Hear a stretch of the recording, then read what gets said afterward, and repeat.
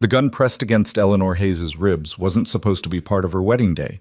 Neither was the telegram crumpled in her fist. Don't come. Changed my mind.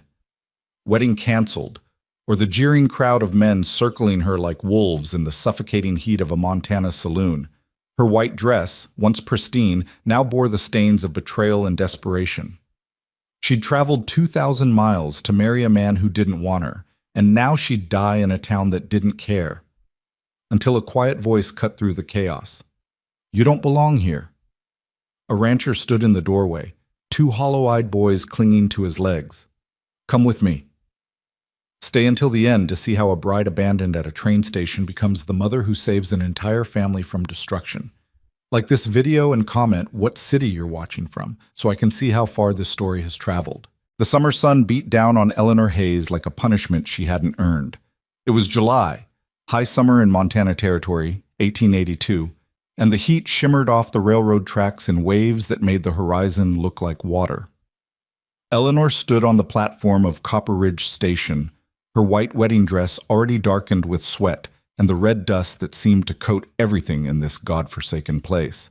She clutched the telegram in her hand so tightly the paper had gone damp. The words blurred, but she'd already memorized them. Stop.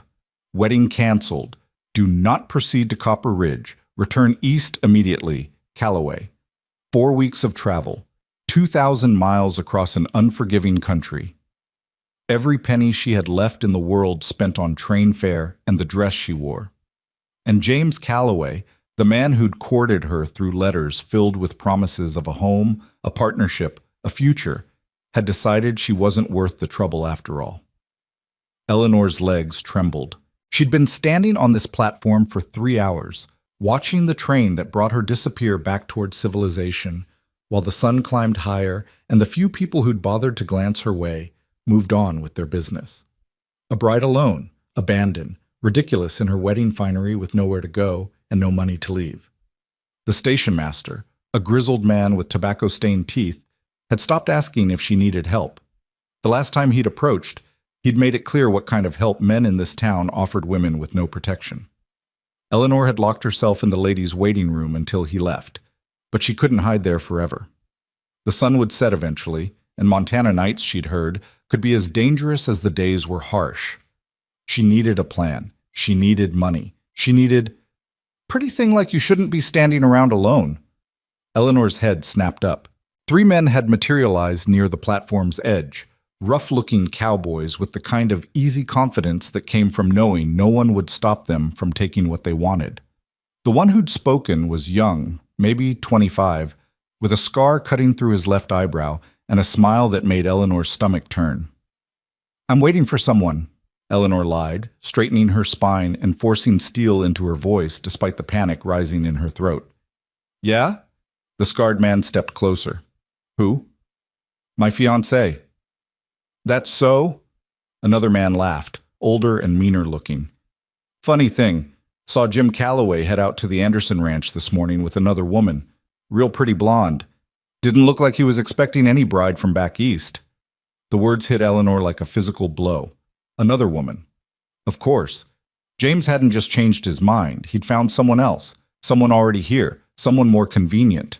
And he'd been too cowardly to even tell her before she'd traveled halfway across the continent. So, the scarred man said, his smile widening as he watched the realization cross Eleanor's face. Seems like you ain't got nobody waiting after all, which means you're free for the taking. He reached for her arm. Eleanor jerked backward, her heel catching on the hem of her dress. She stumbled, but didn't fall, her heart hammering so hard she could hear it in her ears. Don't touch me. Or what? The third man joined the others now, forming a loose half-circle that cut off her retreat. You gonna report us to the sheriff? He's my cousin, sweetheart, and he ain't particularly interested in the complaints of women who show up in wedding dresses for men who don't want 'em. Eleanor's mind raced. She could scream, but who would come? She could run, but where? The town of Copper Ridge spread out beyond the station, a collection of wooden buildings baking in the heat, saloons and supply stores and homes that all looked hostile and unwelcoming. She knew no one. She had nothing. She was completely, terrifyingly alone.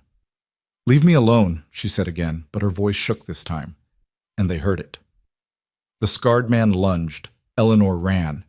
She didn't think, didn't plan, just picked up her skirts and bolted off the platform toward the main street. Behind her, the men laughed and gave chase, their boots heavy on the sun-baked ground. Eleanor's lungs burned. The dress was too heavy, the corset too tight, the heat too oppressive. She'd never outrun them. She just needed to find somewhere public, somewhere with witnesses, somewhere. The saloon appeared ahead, its doors propped open to let in whatever breeze might exist. Eleanor could hear piano music and rough laughter spilling out into the street. She didn't hesitate. She ran straight through those doors into the dim, whiskey-soaked interior. Conversation stopped. Every head turned. Eleanor froze in the doorway, gasping for breath, her hair falling loose from its pins and her dress a disaster. 20, maybe 30 men stared at her, cowboys and ranchers and drifters, all of them holding cards or drinks or cigars, all of them looking at her like she was something between entertainment and prey. "Well, well," someone drawled. "What do we have here?" The scarred man and his friends appeared in the doorway behind her, blocking her escape. "Just a lost little bride," Scarface said loudly, to scattered laughter. "Looking for a husband since hers didn't want her." Eleanor's face burned with humiliation, but she forced herself to look around the room, searching desperately for someone, anyone who might help. But these were hard men in a hard town, and the amusement in their eyes told her everything she needed to know about what they thought of a desperate woman in a wedding dress. "I have money," Eleanor lied, her voice carrying across the sudden silence. "I can pay for a room. I just need—" "You don't have any money," the older cowboy from the station said, pushing past her into the saloon. "You spent it all getting here, didn't you? For a man who don't want you." He turned to address the room. "Jimmy Calloway sent for this one months ago, then changed his mind when Sarah Pritchard's daddy offered him 300 acres and a herd of cattle to marry his daughter instead. Left this one stranded at the station with nothing but that fancy dress." More laughter, cruel and knowing. Eleanor felt tears burning behind her eyes but refused to let them fall. She wouldn't cry, not here, not in front of these men who already saw her as worthless. "So what's a woman like that good for, boys?" Scarface asked, his hand closing around Eleanor's wrist before she could pull away. "Since she ain't gonna be a wife?"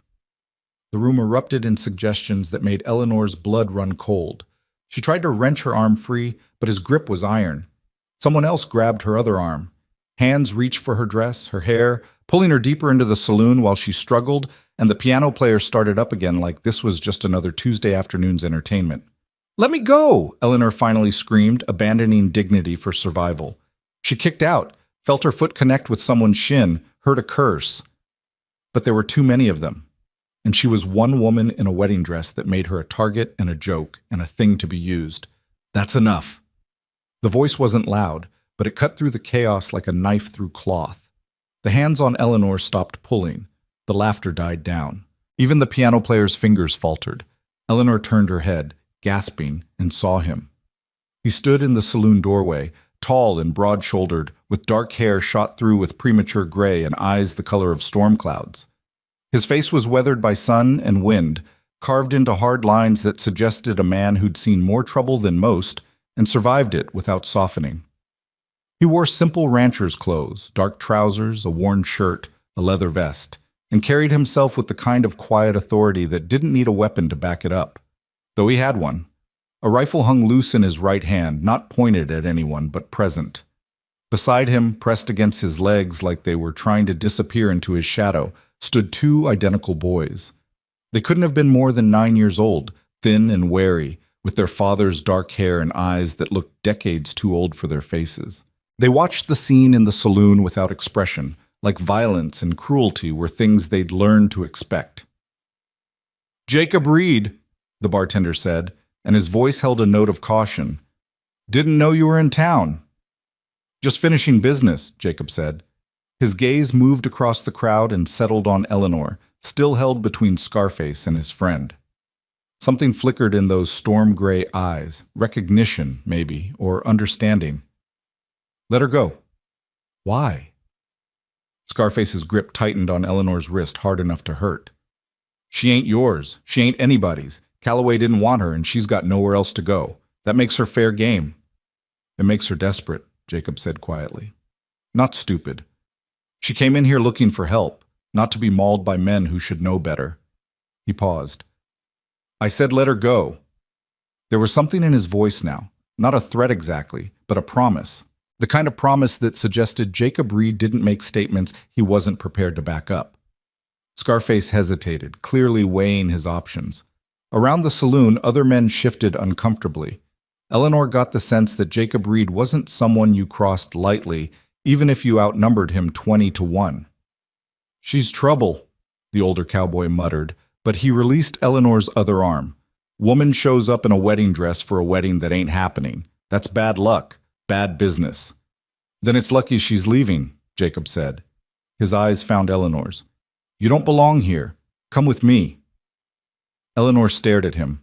It wasn't a request exactly, more like a statement of fact delivered in a tone that expected compliance.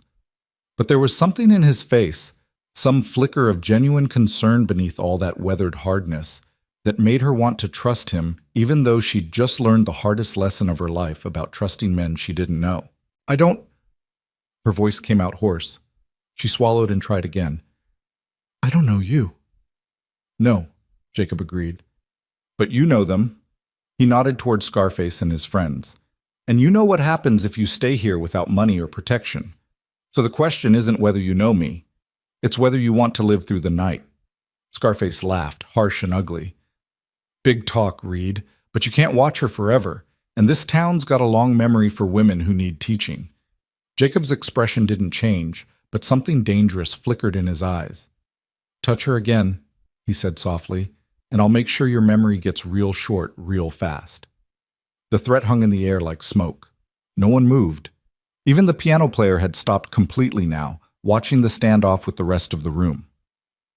Eleanor made her decision. She pulled her wrist free from Scarface's slackened grip and walked, straight-backed, head high, across the saloon floor toward Jacob Reed and his silent sons.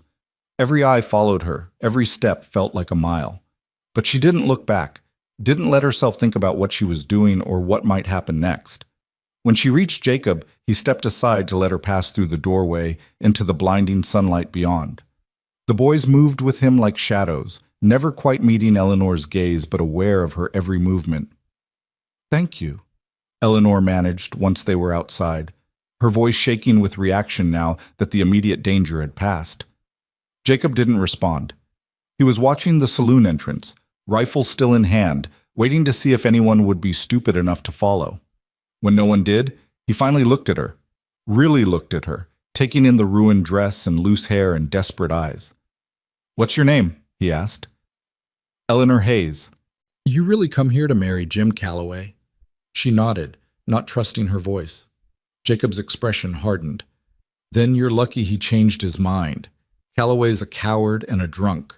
You'd have been miserable. He paused. But that doesn't solve your current problem. Which is? You're stranded in a town full of men who think you're available with no money and no way out. His gaze was steady, assessing. How much of what you said in there was true? About having money? Eleanor's cheeks burned. None of it. I spent everything I had getting here. Family back east? No one who'd help. Jacob was quiet for a moment, and Eleanor braced herself for him to walk away. Why would he care about the problems of a stranger? He'd already done more than most would by getting her out of that saloon. She had no right to expect anything else. But then one of the boys, she couldn't tell which one, tugged on Jacob's sleeve. When Jacob looked down, the child whispered something Eleanor couldn't hear. Jacob's jaw tightened. He looked at Eleanor again, then at his sons, then back at Eleanor. Some kind of internal calculation was happening behind those storm cloud eyes, weighing risks and benefits and possibilities Eleanor couldn't begin to guess at. Finally, he spoke. I need someone to teach my boys. Someone patient and educated. Someone who won't... He trailed off, searching for words. Someone who'll stay. Eleanor blinked. You're offering me a job? A temporary position, Jacob corrected. 1 month. You teach Miles and Ethan to read and write properly, help around the house, earn your keep. In exchange, You get room and board and enough money at the end to buy a train ticket back east or wherever you want to go. It was too good to be true. Eleanor had learned that lesson already today. When things seemed too good, there was always a catch. Why? She asked bluntly. You don't know me. I could be a terrible teacher. I could rob you blind and disappear. Could be, Jacob agreed, but you won't. How do you know? For the first time, something that might have been the ghost of a smile flickered across his face. Because you went into that saloon looking for help instead of selling what they wanted to buy. Because you're still standing here arguing instead of just saying yes like someone desperate would. He paused. And because my boys haven't smiled in 3 years, and they're the ones who asked me to bring you. Eleanor looked down at the twins. They stared back, solemn and unreadable, but there was something in their eyes, a flicker of hope, maybe, or just curiosity, something that suggested they were as desperate for change as she was. 1 month, Eleanor repeated. 1 month, Jacob confirmed. Then you're free to go. No obligations, no strings, just teaching and honest work.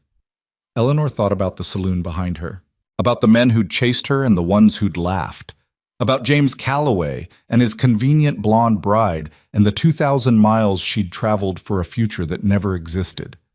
She thought about going back east with nothing to show for this disaster except humiliation and a ruined dress. Then she looked at Jacob Reed, this quiet, weathered rancher with his tragic, silent sons, and made her second impulsive decision of the day. All right, she said. 1 month. Jacob nodded once, sharp and final, like they'd just concluded a business deal, which, Eleanor supposed, they had. My wagon's at the livery. We'll leave within the hour. He turned and started walking, the boys falling into step beside him automatically. Eleanor hesitated only a moment before following, her wedding dress dragging in the dust of a Montana street, while the July sun beat down, and somewhere behind her, she heard the saloon doors swing shut on a life she'd never have. The wagon ride took them away from Copper Ridge and into country so vast, Eleanor couldn't quite believe it was real. Back east, the world had been close and crowded, cities pressing against farmland, roads carved through forests, civilization always visible on the horizon. Here, the land rolled on forever under an endless sky, grass rippling in waves that looked almost like water, interrupted only occasionally by clusters of cottonwood trees or the dark line of a creek bed. The heat was oppressive. Eleanor had never felt anything like it, this dry, relentless pressure that seemed to leach the moisture from her skin and make every breath feel like work. Sweat soaked through her dress and made her scalp itch beneath the ruins of her careful updo. She'd given up on maintaining any kind of dignity miles ago and had simply twisted her hair into a rough braid to get it off her neck. Jacob drove in silence, his hands steady on the reins while the horses pulled them over rough terrain that barely qualified as a road. The boys sat in the back of the wagon, watching Eleanor with the same wary intensity they'd shown since the moment she'd followed their father out of that saloon. She'd tried smiling at them. They hadn't smiled back. "How far is your ranch?" Eleanor asked, after what felt like an hour of nothing but wagon wheels and cicadas. 20 miles from town, Jacob said without looking at her. Another hour yet. 20 miles. Eleanor tried to imagine what that meant for supplies, for help, for escape if things went wrong. Back east, 20 miles was nothing, a train ride, a day's journey at most. Here, it felt like the distance between civilization and wilderness. "Do you go into town often?" she asked. "Once a month for supplies. Less if I can manage it." Eleanor absorbed this. Once a month. She'd be living on an isolated ranch with a man she didn't know and 2 children who looked at her like she might disappear at any moment. The smart thing would be to demand he turn the wagon around, take her back to Copper Ridge, let her figure out some other way to survive. But the smart thing would also have been not getting on a train to marry a stranger in the first place. "The boys," Eleanor tried again. "Miles and Ethan, how old are they?" 9. "They're twins?" "Yes." "Do they always—" Eleanor searched for a diplomatic way to phrase it. "Are they always so quiet?" Jacob's hands tightened on the reins, just barely, but Eleanor saw it. "They talk when they have something to say." It was a clear signal to stop asking questions. Eleanor fell silent, watching the landscape roll past and wondering what kind of tragedy could steal the voices from two 9-year-old boys. The sun had started its slow descent toward the horizon when the ranch finally appeared. It wasn't what Eleanor had expected, not the rough temporary structures she'd imagined, but a proper homestead carved out of the wild country with clear evidence of years of hard work. A 2-story house stood at the center, weathered but solid, with a wide porch that wrapped around the front. Behind it, she could see a barn, a chicken coop, a corral with several horses, and various outbuildings she couldn't identify. A creek ran along the southern edge of the property, lined with cottonwoods that provided the first real shade Eleanor had seen in hours. The grass here was greener, taller, waving in a breeze that smelled like water and sage, and something else she couldn't name, something that felt almost like possibility. "It's beautiful," Eleanor said before she could stop herself. Jacob glanced at her, surprise flickering across his face. "It's isolated." "That too."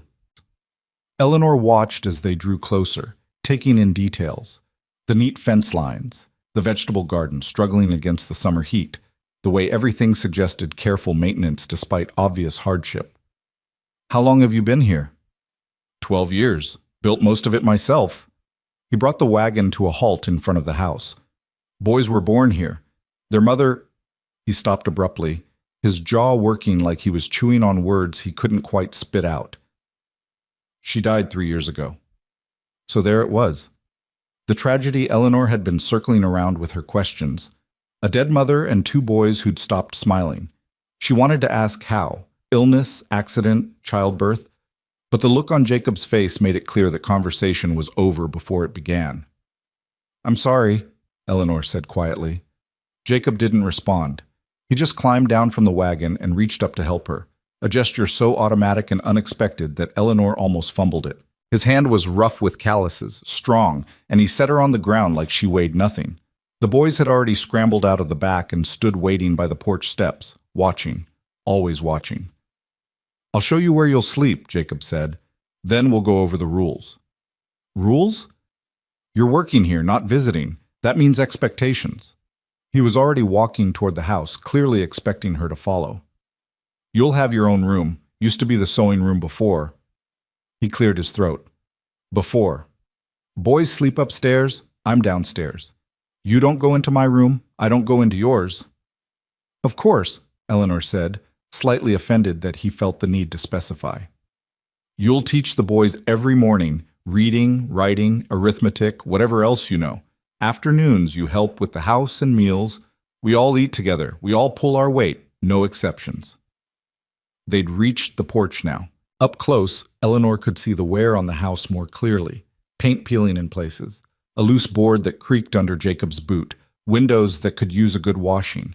But it was still more solid than anything she'd expected, and when Jacob pushed open the front door and she stepped inside, she found herself in a home that, while sparse, showed signs of having once been truly lived in. There was a large main room with a stone fireplace, a sturdy table surrounded by mismatched chairs, shelves holding books and tools and various necessities. Doors led off to what she assumed were bedrooms. The floor was wood, clean but scarred. The walls were bare except for a single photograph hanging above the fireplace, a woman with dark hair and a genuine smile, holding 2 infant boys.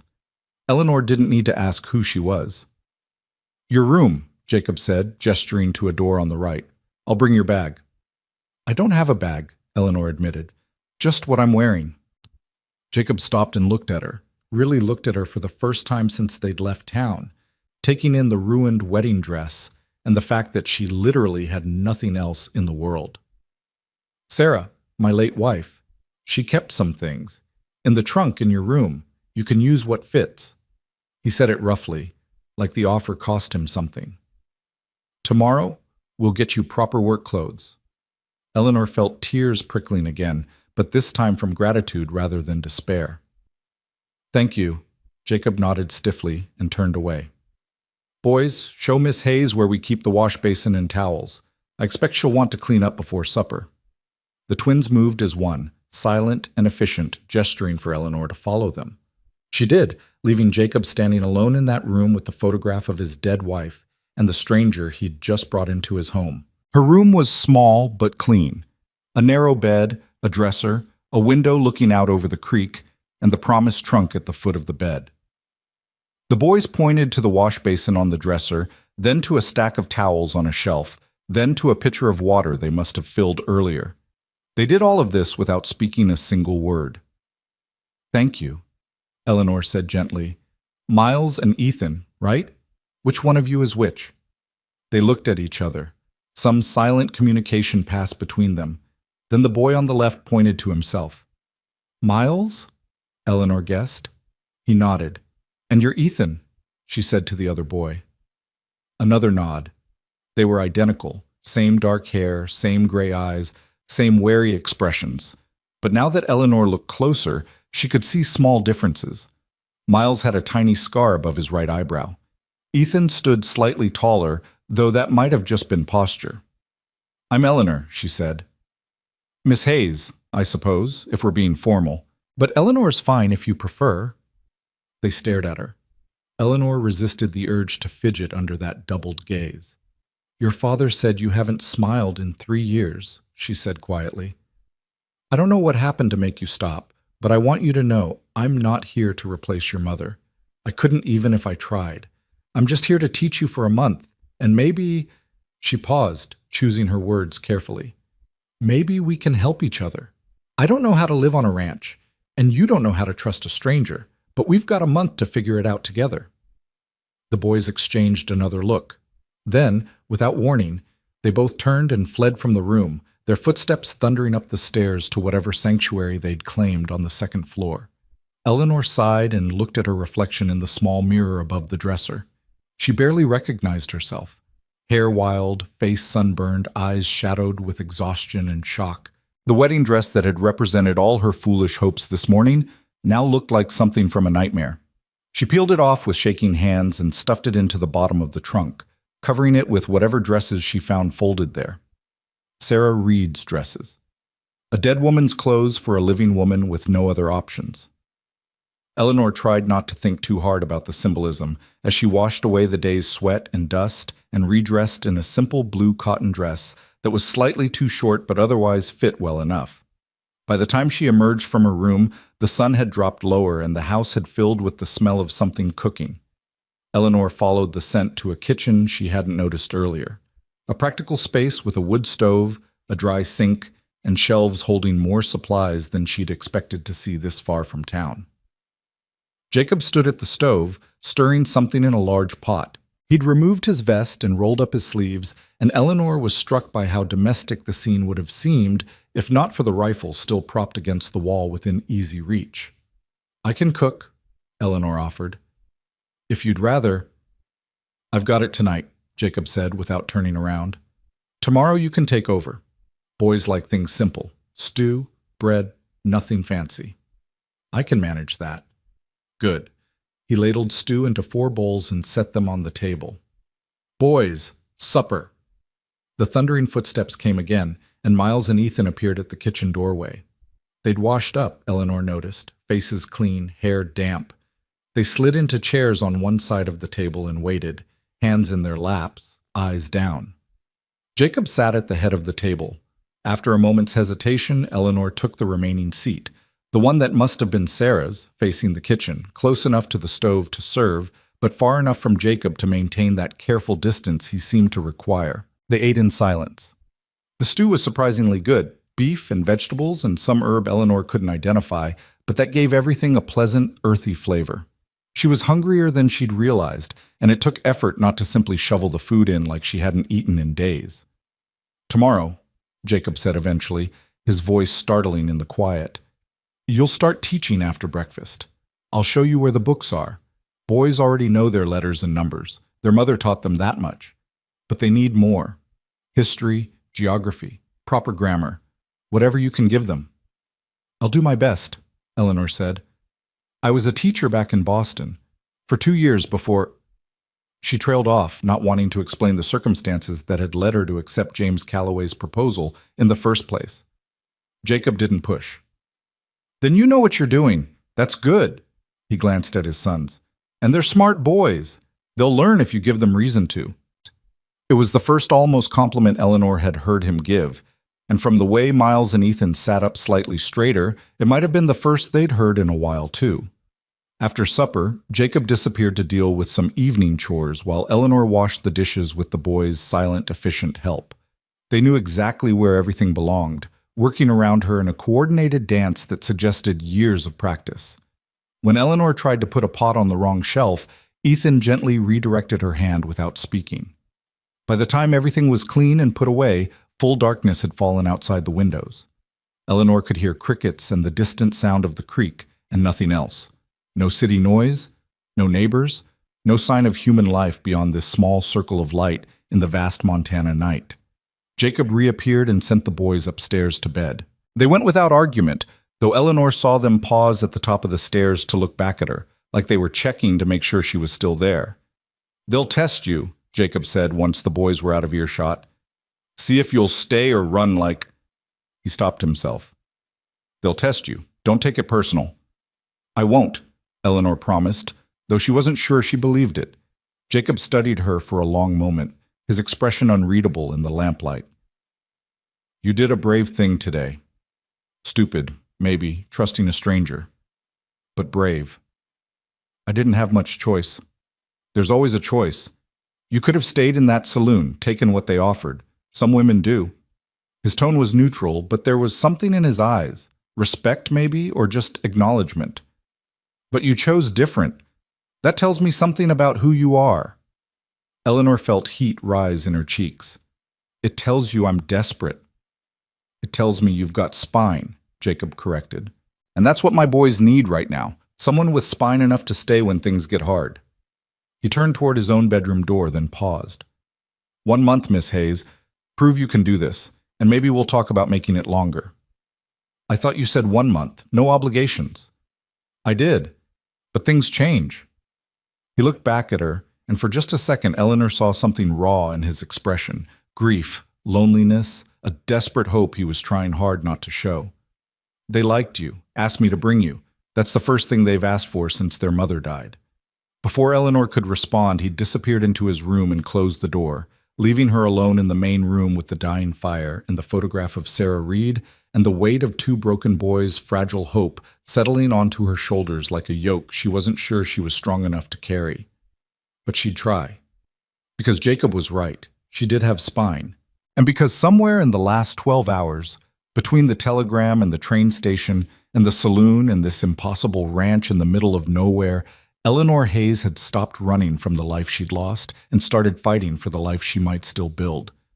Even if she only had 1 month to figure out how, Eleanor woke to darkness and the sound of screaming. She bolted upright in the unfamiliar bed, heart hammering, momentarily lost in the confusion of not knowing where she was. Then it came back. The ranch, Jacob Reed, the boys, and the screaming resolved itself into a child's voice, high and terrified, coming from somewhere above her head. She was out of bed and through her door before conscious thought caught up with her body. The main room was black except for moonlight filtering through the windows, but she could see well enough to navigate to the stairs. Above, she heard Jacob's voice, low and urgent, and the continued sound of crying. Eleanor climbed the stairs quickly, her borrowed nightgown tangling around her legs. The second floor was a single large room that had been divided by curtains into sleeping areas, one side for the boys, one side apparently for storage. A lamp had been lit, throwing wavering shadows across the walls. Jacob knelt beside one of the narrow beds, his hands on his son's shoulders. "Ethan." Eleanor thought it was Ethan, though in the lamplight and chaos she couldn't be sure, thrashed against his father's hold, eyes wide and unseeing, still caught in whatever nightmare had seized him. Miles sat in the other bed, knees pulled to his chest, watching his brother with an expression of such weary familiarity that it broke Eleanor's heart. "It's all right," Jacob was saying, his voice steady despite the strength it must have taken to hold a 9-year-old in the grip of night terrors. "You're safe. You're home. It's all right." But it clearly wasn't all right. Ethan's screams had dissolved into harsh, gasping sobs, and even as Eleanor watched, she saw him try to claw away from Jacob's grip, fighting against the very comfort being offered. Eleanor moved forward without thinking. "Let me try." Jacob's head snapped up, and for a moment she saw anger flash across his face. How dare she presume? But then Ethan lurched particularly violently, and Jacob's grip slipped and Eleanor was already there, dropping to her knees beside the bed. "Ethan," she said quietly. Not loud enough to startle, but firm enough to cut through the panic. "Ethan, can you hear me? You're having a bad dream, sweetheart. Just a dream." The boy's eyes fixed on her face. He was still crying, still trembling, but some of the wild terror had faded from his expression. "That's right," Eleanor continued, keeping her voice low and even. "You're in your room. Your father's here, your brother's here, and I'm here too. You're safe. Nothing's going to hurt you." "The fire," Ethan choked out, the first words Eleanor had heard him speak. "The fire's coming." "There's no fire," Eleanor said gently. "Look around. No fire. Just us. Just your family." Ethan's gaze darted around the room as if expecting flames to appear, but gradually his breathing slowed. The rigid terror in his small body began to ease, and when Eleanor carefully reached out and touched his hand, he didn't pull away. "My mama burned," Ethan whispered, and the words hung in the air like smoke. "She burned, and we couldn't help her, and now she's gone forever." Jacob made a sound, low and wounded, barely audible. Eleanor glanced at him and saw such raw pain on his face that she had to look away. "I'm so sorry that happened," Eleanor said to Ethan, still holding his hand. "That must have been terrifying, but you're safe now. The fire is over. It can't hurt you anymore." "But it comes back," Ethan said. "Every night it comes back and she's burning and I can't. His voice broke, and this time when Eleanor opened her arms, the boy collapsed into them, sobbing against her shoulder with the kind of desperate grief that suggested he'd been holding it in for far too long. Eleanor held him, one hand stroking his hair, murmuring the wordless comfort that needed no language, just presence, just steadiness, just the promise that he didn't have to face the nightmare alone. Over Ethan's shaking shoulders, Eleanor met Jacob's eyes. The rancher looked shattered, his usual stoic mask completely stripped away to reveal a father who'd been watching his son suffer and didn't know how to stop it. "How often?" Eleanor asked quietly. 3-4 times a week, Jacob said, his voice rough. Both of them, though Miles stopped screaming out loud after the first year. Now he gestured to the other bed where Miles still sat, silent and watchful. "He just stays quiet and waits for it to pass." Eleanor's chest tightened. She looked at Miles, who stared back with those two old eyes, and she understood suddenly why Jacob had brought her here, why he'd offered her this job with such quiet desperation. Because his sons were drowning in grief and trauma, and he didn't know how to save them. "Come here, Miles," Eleanor said softly, shifting to make room without releasing Ethan. "You shouldn't have to go through this alone either." Miles hesitated, glancing at his father. Jacob nodded, and after a moment Miles climbed out of his bed and crossed to Eleanor. He didn't collapse like his brother had, but when Eleanor wrapped her free arm around him, he leaned into her side with the careful, tentative trust of a child who'd learned that adults could disappear. They stayed like that for a long time. Eleanor on the floor beside Ethan's bed, both boys pressed against her while Jacob watched from a few feet away, looking lost in his own home. Gradually, Ethan's sobs quieted to hiccuping breaths, then to silence. His weight grew heavier as exhaustion pulled him back toward sleep. "Can you tell us a story?" Miles whispered. The first time Eleanor had heard his voice too, and it was startling how similar the twins sounded. "Mama used to tell us stories when we couldn't sleep." Eleanor's mind raced. She hadn't prepared for this, hadn't expected to become a source of comfort on her very first night. But she could feel both boys waiting and Jacob watching, and she knew that this moment mattered more than she could fully understand. "All right," she said, "let me think. Have you ever heard about the summer the stars fell into the creek?" Both boys shook their heads against her shoulders. "Well," Eleanor began, falling into the rhythm of storytelling the way she had with her students back in Boston. "There was once a ranch not so different from this one, with wide fields and a creek that ran clear and cold even in the hottest weather. And on this ranch lived 2 boys who were brave and clever and loved to explore." She wove a tale out of nothing, about brothers who found fallen stars in their creek and had to return them to the sky before the sun rose, about the adventures they had and the friends they made along the way. It was silly and fantastical and completely improvised, but the boys listened with rapt attention, and by the time Eleanor reached the ending, the stars safely home, the boys celebrated as heroes. Both Miles and Ethan had relaxed completely against her. "Did the boys get to keep anything?" Ethan asked sleepily. "From the stars." "They did," Eleanor said. "The stars gave them each a gift, the ability to find light even in the darkest places, so that no matter how scary things got, they'd always know that morning would come again." Miles was quiet for a moment. Then, "That's a good gift." "It is," Eleanor agreed. She carefully shifted both boys back toward Ethan's bed.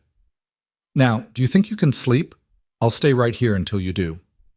"Promise?" Ethan asked, his eyes already drooping. "I promise."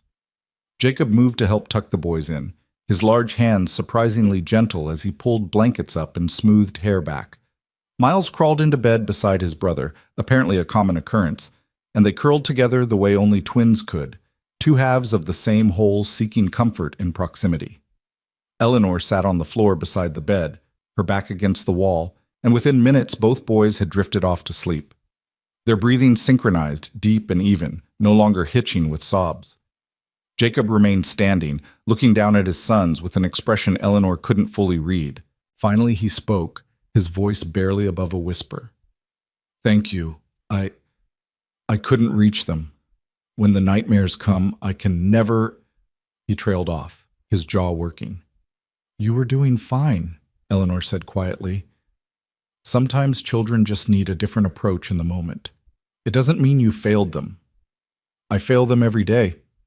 The words came out harsh, self-condemning. "I can't give them what they need, can't make them smile, can't chase away the nightmares, can't bring back their mother." "No one can bring her back," Eleanor said. "And maybe that's not what they need. Maybe they just need to know they're allowed to heal. That it's all right to have nightmares, and it's all right to be sad, but it's also all right to eventually be happy again." Jacob looked at her then, really looked at her, and Eleanor saw something shift in his expression. "You said you were a teacher in Boston. Why'd you leave?" Eleanor hadn't expected the question, and for a moment she considered deflecting, but something about the darkness and the intimacy of the moment, both of them keeping vigil over sleeping children, made honesty feel necessary.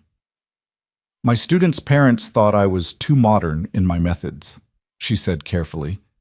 "Too willing to question traditional approaches, too—" She paused, searching for the right word. "Too much.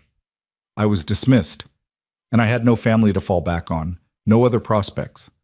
When James Calloway's proposal came, it seemed like a chance to start over somewhere that might value independence instead of punishing it. Seems like you got something different than you bargained for." Eleanor almost laughed. "That's an understatement."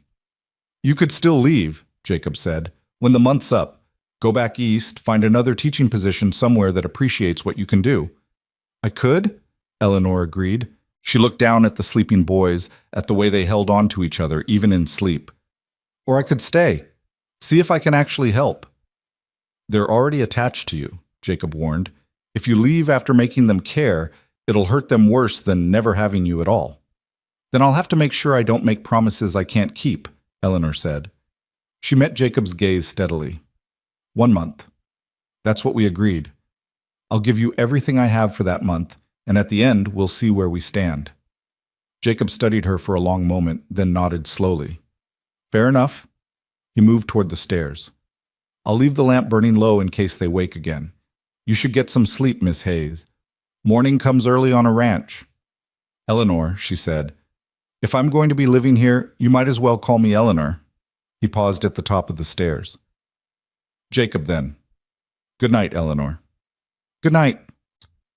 She listened to his footsteps descend, heard his bedroom door close, and then she was alone with the sleeping boys and the low lamplight and the weight of what she'd just promised. 1 month. 29 days left now. 29 days to figure out if she could actually help heal a family that had been broken by fire and loss. Eleanor closed her eyes and let herself doze, her back against the wall, close enough to the boys to hear if they stirred but far enough to give them space. She'd learned long ago to sleep lightly, to wake at the slightest sound, a skill developed from years of being responsible for herself with no safety net. She would need all those skills now. Morning came with rooster crow and the gray light of pre-dawn.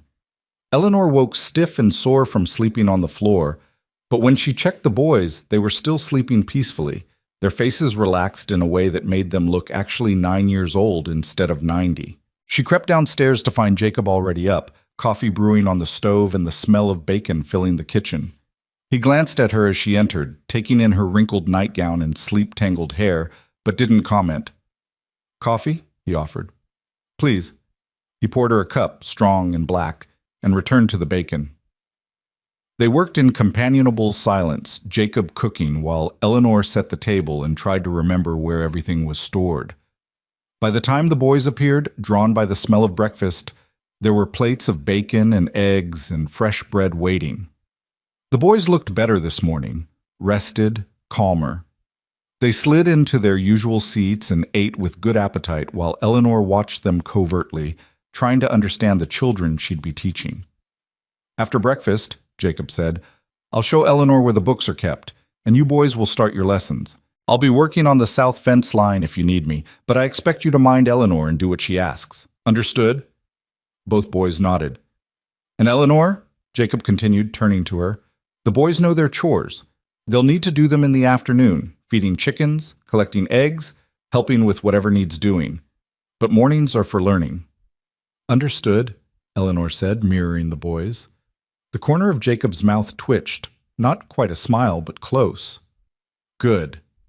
After breakfast, Jacob led Eleanor to a small room off the main living area that she hadn't noticed the night before. It was barely more than a closet, really, but it held a small desk, 2 chairs, and several shelves of books that made Eleanor's heart sing with recognition. Literature, history, mathematics, geography, a better collection than she'd expected to find this far from civilization. "Sarah collected them," Jacob said, running his hand along one shelf with unconscious tenderness. "She believed education was the most important thing we could give the boys. She taught them every day until—" He stopped, cleared his throat. "Until she couldn't anymore. I've tried to keep it up, but I'm not a teacher. They need more than I can give them." Eleanor pulled out a geography text and flipped through it, noting the careful handwriting in the margins. Sarah's notes to herself about what to emphasize, what the boys enjoyed. It felt both intimate and sad, reading the thoughts of a woman who'd never expected to die so young. "I'll do my best to continue her work," Eleanor said quietly. Jacob nodded and left her there. A moment later, she heard the front door close and knew he'd gone out to face whatever work a ranch required. The boys appeared in the doorway, waiting. Eleanor smiled at them. "Well then, shall we begin?" The first days fell into a rhythm that felt both foreign and increasingly natural. Mornings meant lessons. Eleanor quickly discovered that Jacob hadn't exaggerated about his son's intelligence. They read well for their age, understood mathematical concepts with ease, and had absorbed more history and geography from their mother than many children twice their age knew. But there were gaps, places where Sarah's death had interrupted their education, and Eleanor set about filling them with patient determination. The boys were cautious with her at first, answering questions but offering nothing extra, completing assignments with mechanical precision but no enthusiasm. But gradually, as the days passed and Eleanor proved she wasn't going to disappear or hurt them or try to replace their mother, they began to thaw. It started with small things. Miles asking a question that wasn't part of the lesson, just curiosity. Ethan volunteering information about something he'd observed during afternoon chores. Both of them leaning closer when Eleanor read aloud from the adventure novels Sarah had collected, their eyes bright with interest they couldn't quite hide. Afternoons were for practical work, and this was where Eleanor struggled most. She'd never collected eggs from chickens that seemed personally offended by her presence. She'd never weeded a garden in heat that made her dizzy. She'd never learned to work a water pump or hang laundry or cook over a wood stove that required constant adjustment to maintain the right temperature. But the boys helped her, and slowly Eleanor began to understand the quiet language they'd developed. The way Miles would touch her elbow when she was about to make a mistake. The way Ethan would demonstrate a task without speaking, and then wait patiently while she tried it herself. They were teaching her just as much as she was teaching them, though neither party acknowledged it out loud.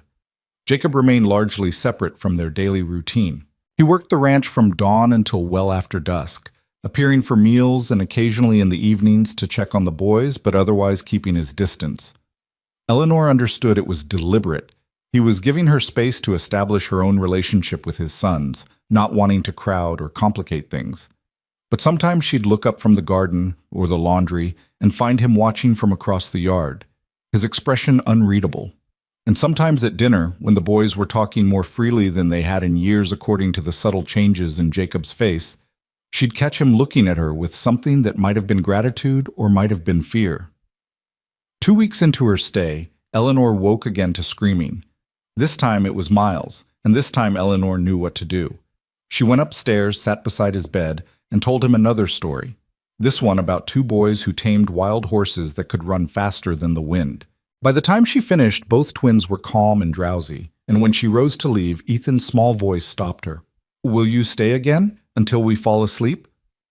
Eleanor had been planning to return to her own bed, exhausted from a day of hard work under the relentless sun, but she looked at their faces, hopeful and vulnerable in the lamplight, and found she couldn't refuse. "Of course," she said, and settled against the wall. She woke hours later to find someone had covered her with a blanket. Jacob stood at the top of the stairs, another blanket in his hands, clearly having just finished tucking her in. Their eyes met in the dim light. Neither spoke. Jacob simply nodded once, acknowledgement, maybe, or thanks, and disappeared back downstairs. Eleanor pulled the blanket closer and let herself drift off again, warmed by more than just wool. The 3rd week brought the first real test of Eleanor's resolve. She'd gone into town with Jacob to pick up supplies, leaving the boys at the ranch under strict instructions to stay close to the house. It was her first time back in Copper Ridge since the day she'd arrived, and she felt the eyes on her the moment they drove down the main street. "Ignore them," Jacob said quietly, handling the reins with steady hands. But ignoring them proved difficult when Scarface, whose name, Eleanor learned, was actually Tom Miller, blocked their path outside the general store. "Well, well," Tom said, his grin as unpleasant as Eleanor remembered. "If it isn't Reed's new housekeeper, how's that working out for you, sweetheart? Getting tired of playing mama to someone else's brats yet?" Eleanor felt anger flash through her, hot and sharp. She opened her mouth to respond, but Jacob was already moving. He handed her the reins and stepped down from the wagon with the kind of deliberate calm that somehow seemed more dangerous than rage. "You've got something to say to me, Tom?" Jacob asked, his voice quiet. Tom's grin faltered slightly. "Just making conversation, Reed. No need to get all protective. We all know she's just temporary anyway. Soon as she gets enough money, she'll be gone like smoke." "What Eleanor does is none of your concern," Jacob said. "And if I hear you've been bothering her or spreading talk about her, we're going to have a problem. The kind of problem that ends with you explaining to the sheriff why you can't stop harassing a woman who wants nothing to do with you." "Your sheriff's my cousin," Tom reminded him, but there was less confidence in his voice now. "And my ranch employs half the county during harvest season," Jacob replied. "People have long memories, Tom. You do well to remember that." He held Tom's gaze until the younger man looked away, then turned and walked into the general store like nothing had happened. Eleanor sat frozen on the wagon, her heart pounding with a mixture of fear and something else, something warm that she didn't want to examine too closely. Inside the store, Jacob conducted business with his usual efficiency while Eleanor gathered supplies from a list he'd given her. The shopkeeper's wife, a pleasant woman named Martha, chatted with Eleanor about recipes and garden troubles, treating her like a normal customer instead of a scandal. It was such a relief after Tom's hostility that Eleanor found herself relaxing, even smiling. "It's good to see those boys have someone looking after them properly again," Martha said quietly as she wrapped Eleanor's purchases. "Jacob does his best, but a ranch that size and 2 grieving boys, it was too much for one man. I'm glad you're there." "It's only for a month," Eleanor said automatically. Martha gave her a knowing look. "That's what my sister said when she came out here to help her cousin with the children. She's been here 23 years now, married to the rancher next door, with 5 children of her own." She smiled. "Sometimes temporary has a way of becoming permanent, if you let it." Eleanor didn't know how to respond to that, so she simply thanked Martha and carried her packages out to the wagon. Jacob was already there, loading supplies into the back. He helped her up without comment, and they drove out of town in silence. They were halfway home when Jacob finally spoke. You handled Tom well. Keeping quiet, I mean. Some women would have made it worse by trying to argue with him. Eleanor felt a flash of irritation. I'm not some women, and I didn't keep quiet because I'm meek. I kept quiet because you were already handling it, and I didn't want to undermine you. Jacob glanced at her, surprise flickering across his face. I didn't mean— I know what you meant, Eleanor interrupted, and I appreciate you standing up for me. But don't mistake strategic silence for inability to defend myself. If you hadn't been there, I would have handled Tom just fine. Would you? Jacob's tone was mild, but there was genuine curiosity there. How? I spent 2 years teaching in a school where half the fathers thought women had no business educating children, and the other half thought I should be grateful for any attention they gave me, appropriate or not, Eleanor said. I learned to use words like weapons, Jacob. I learned exactly how to make a man feel small without giving him anything concrete to complain about. Tom Miller doesn't scare me. He's just another bully who thinks intimidation is the same as power. Jacob was quiet for a long moment. Then, I believe you, but all the same, I'm glad I was there. Something in his tone made Eleanor look at him. His hands were tight on the reins, his jaw set, and she realized he'd been more worried than he'd let on. Not worried that she couldn't handle herself, but worried about what might happen if Tom pushed too hard and crossed a line Jacob couldn't protect her from. The boys asked about you this morning, Jacob said, changing the subject. Wanted to know if you were coming back or if you'd decided to leave while you were in town. Eleanor's chest tightened. What did you tell them? That you'd be back, that you promised them a month, and you seemed like the type to keep your word. He paused. They've lost too many people, Eleanor. Their mother, and before that, there were others. Housekeepers who couldn't handle the isolation, who left without warning. The boys learned not to trust anyone who wasn't blood. But they're trusting me, Eleanor said quietly. Yes. Jacob met her eyes briefly before returning his attention to the road. So please, whatever you decide to do when the month is up, give them warning. Let them prepare. Don't just disappear. I won't, Eleanor promised. I would never do that to them. They completed the journey in silence, but it was a different quality of silence now. Comfortable, companionable. When they finally pulled up to the ranch, the boys came running from the house, and Eleanor felt something shift in her chest at the sight of their eager faces. She was getting attached. Despite all her warnings to herself, despite knowing this was temporary, she was falling in love with these broken boys and their careful, wounded father. And the truly terrifying part was that she no longer wanted to leave. That night, after another story and another peaceful sleep for the twins, Eleanor sat on the porch while the crickets sang and the stars wheeled overhead in their endless dance. She could hear Jacob moving around inside, the creak of floorboards marking his path through evening rituals she was learning to recognize.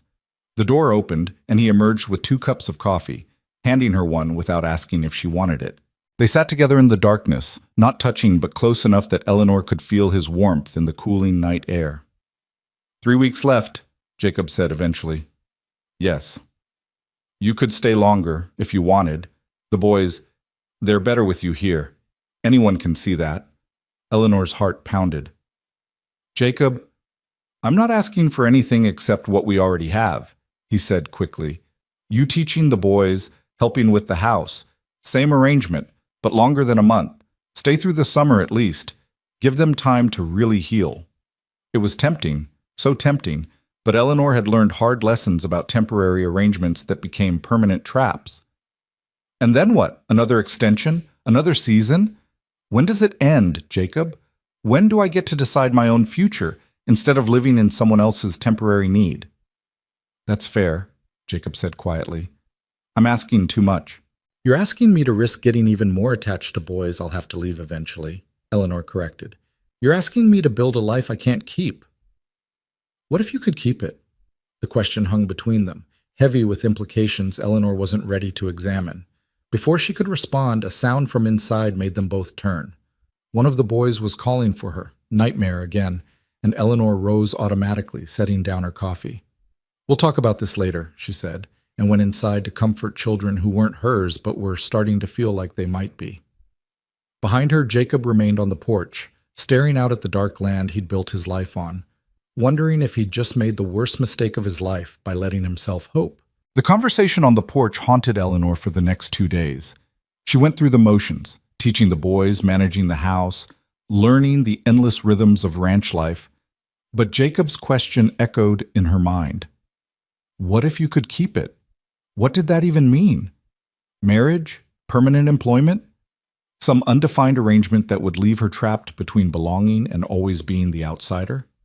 She was still wrestling with it on the third night when she woke, not to screaming, but to the sharp smell of smoke. Eleanor's eyes snapped open. For a moment she thought she was dreaming, that the boy's nightmares had somehow infected her sleep. But no. The acrid scent was real, and when she sat up she could see an orange glow flickering through her window. Fire. She was out of bed and running before fear could freeze her. "Jacob!" she screamed, flinging open her door. "Jacob, fire!" He emerged from his room already pulling on boots, his face grim in the strange light. "Get the boys. Get them outside, away from the buildings. I'll handle the fire." Eleanor took the stairs 2 at a time, her heart in her throat. The upper floor was filling with smoke, not thick yet, but enough to make her eyes water. She could hear crackling now, hungry and close, coming from somewhere below. "Miles? Ethan!" She reached their beds and shook them awake. Both boys came up confused, disoriented, and then their eyes went wide with terror as they smelled the smoke. "No," Ethan whispered. "No, no, not again." "Listen to me," Eleanor said, gripping both their shoulders hard enough to hurt. "We're getting out. Right now. Stay with me. Stay close, and we're going to be fine." But Ethan had gone rigid with panic, his breathing coming in short, sharp gasps that Eleanor recognized as the beginning of a full breakdown. Miles grabbed his brother's hand, his own face pale with fear, but he stayed focused.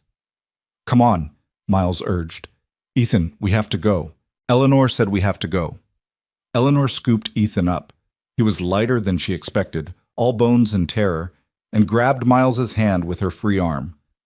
"Stay low. If the smoke gets bad, cover your mouth with your shirt. Don't let go of me." They made it down the stairs into chaos. The fire had started in the hay barn. Eleanor could see it through the window, flames climbing the dry wood with terrifying speed. But embers had jumped to the main house, and now the kitchen was burning, fire eating through the wall with hungry efficiency. Jacob was already there with buckets, trying to contain it, but Eleanor could see it was a losing battle. The summer had been too dry, the wind too strong. Everything was kindling, waiting for a spark. "Get them out!" Jacob shouted when he saw her. "Take them to the creek and stay there!"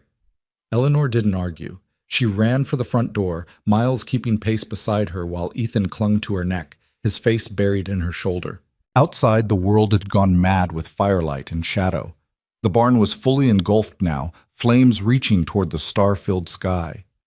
Embers drifted on the wind like hellish snow. Eleanor ran toward the creek, her bare feet finding stones and thorns but not stopping.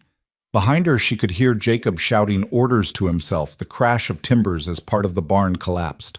The horses were screaming in the corral, trapped, terrified.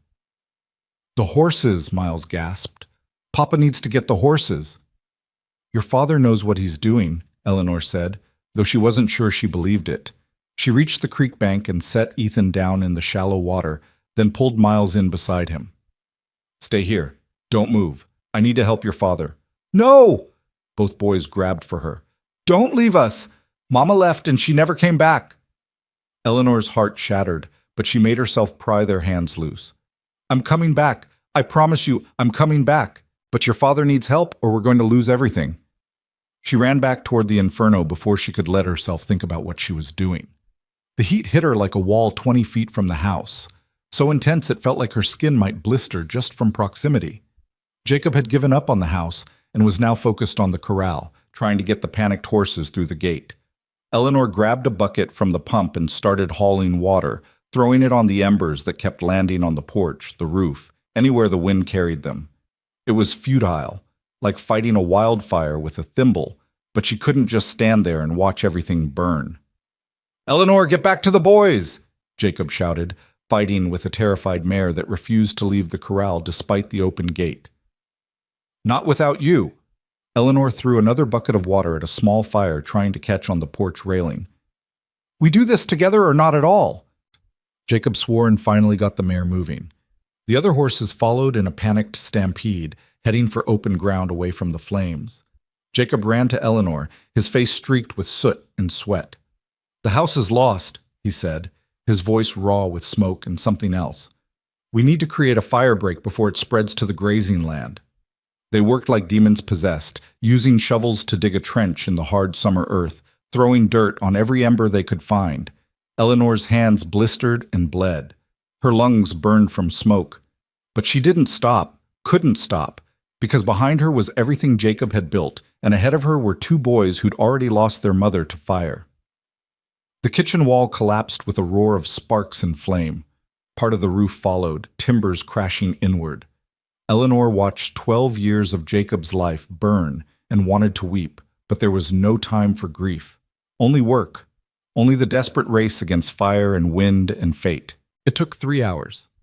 3 hours of brutal labor, of watching the barn and half the house burn to ash, of fighting spot fires that kept springing up like evil flowers. But finally, the wind shifted. The fire lost its momentum. What remained continued to burn, but it was contained now, eating itself rather than spreading. Eleanor collapsed to her knees in the dirt, coughing so hard she thought her ribs might crack. Jacob dropped beside her, his hands raw and bleeding, his face gray with exhaustion and shock. "The boys," Eleanor gasped. "I need to check on the boys."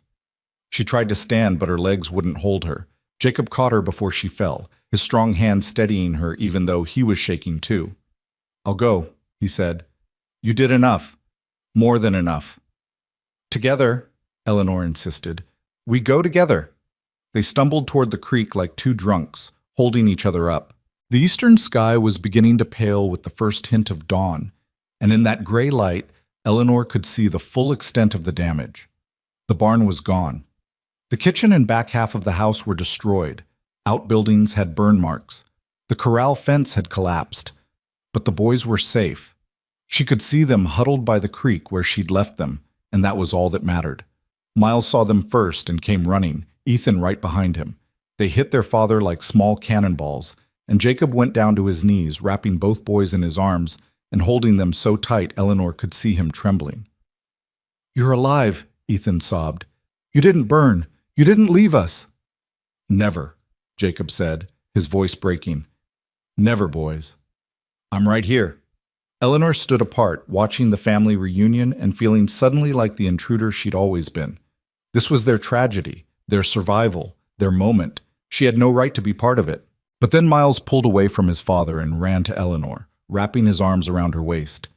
"You came back," he said fiercely. "You promised, and you came back." "Of course I did," Eleanor said, running her hand through his smoke-tangled hair. "I'll always come back.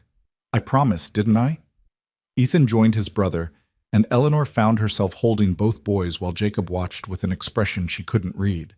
They stood like that as the sun rose over the ruins, 4 people who'd survived the night but didn't yet know what came next. The days that followed were a blur of salvage and survival. They moved what remained of their possessions into the front part of the house, the section that hadn't burned. Jacob and the boys slept in the main room while Eleanor took the only intact bedroom. They cooked over an outdoor fire pit since the kitchen was gone. They washed in the creek and rationed water and made do with a fraction of what they'd had before. Neighbors came to help once word spread.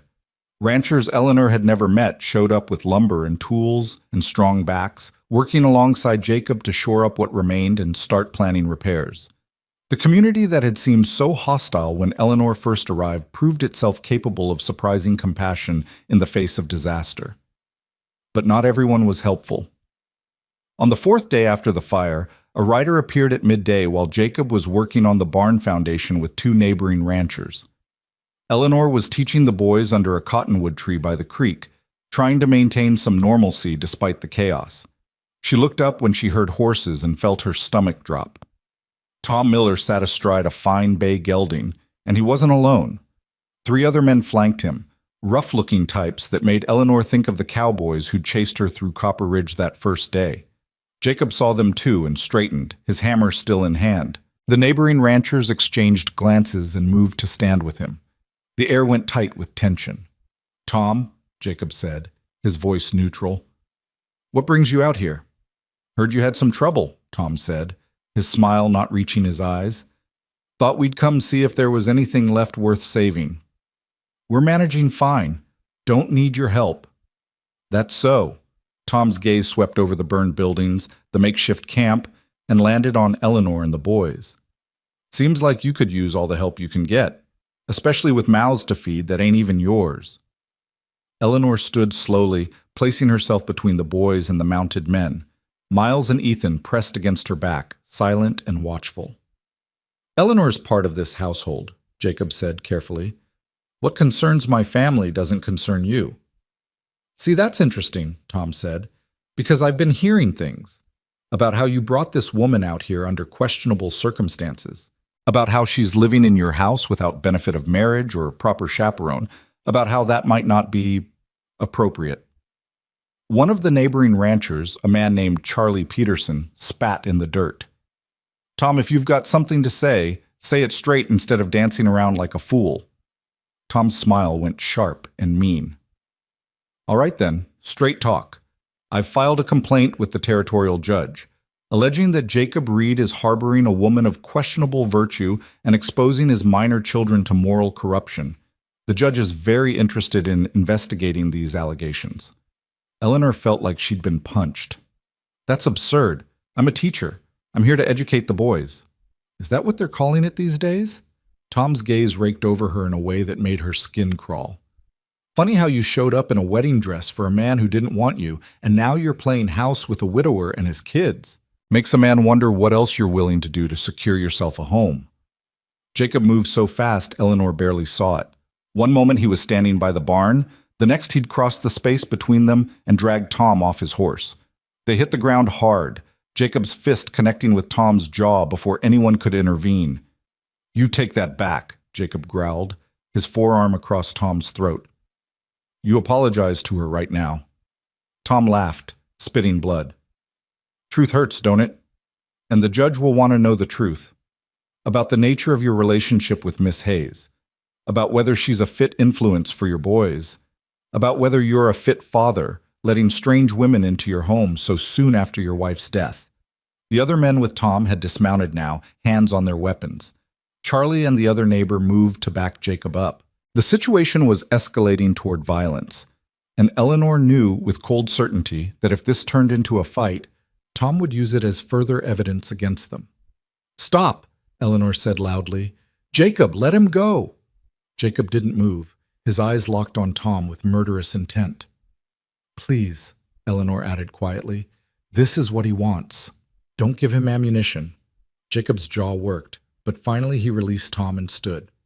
Tom climbed to his feet, still grinning despite the blood on his face. "Smart woman," Tom said. "Smarter than your boss, anyway. The judge will be by within the week to conduct his investigation. I suggest you prepare your story carefully, Miss Hayes, because if the judge finds evidence of impropriety, those boys will be removed from this house faster than you can blink." He swung back onto his horse, his companions following suit.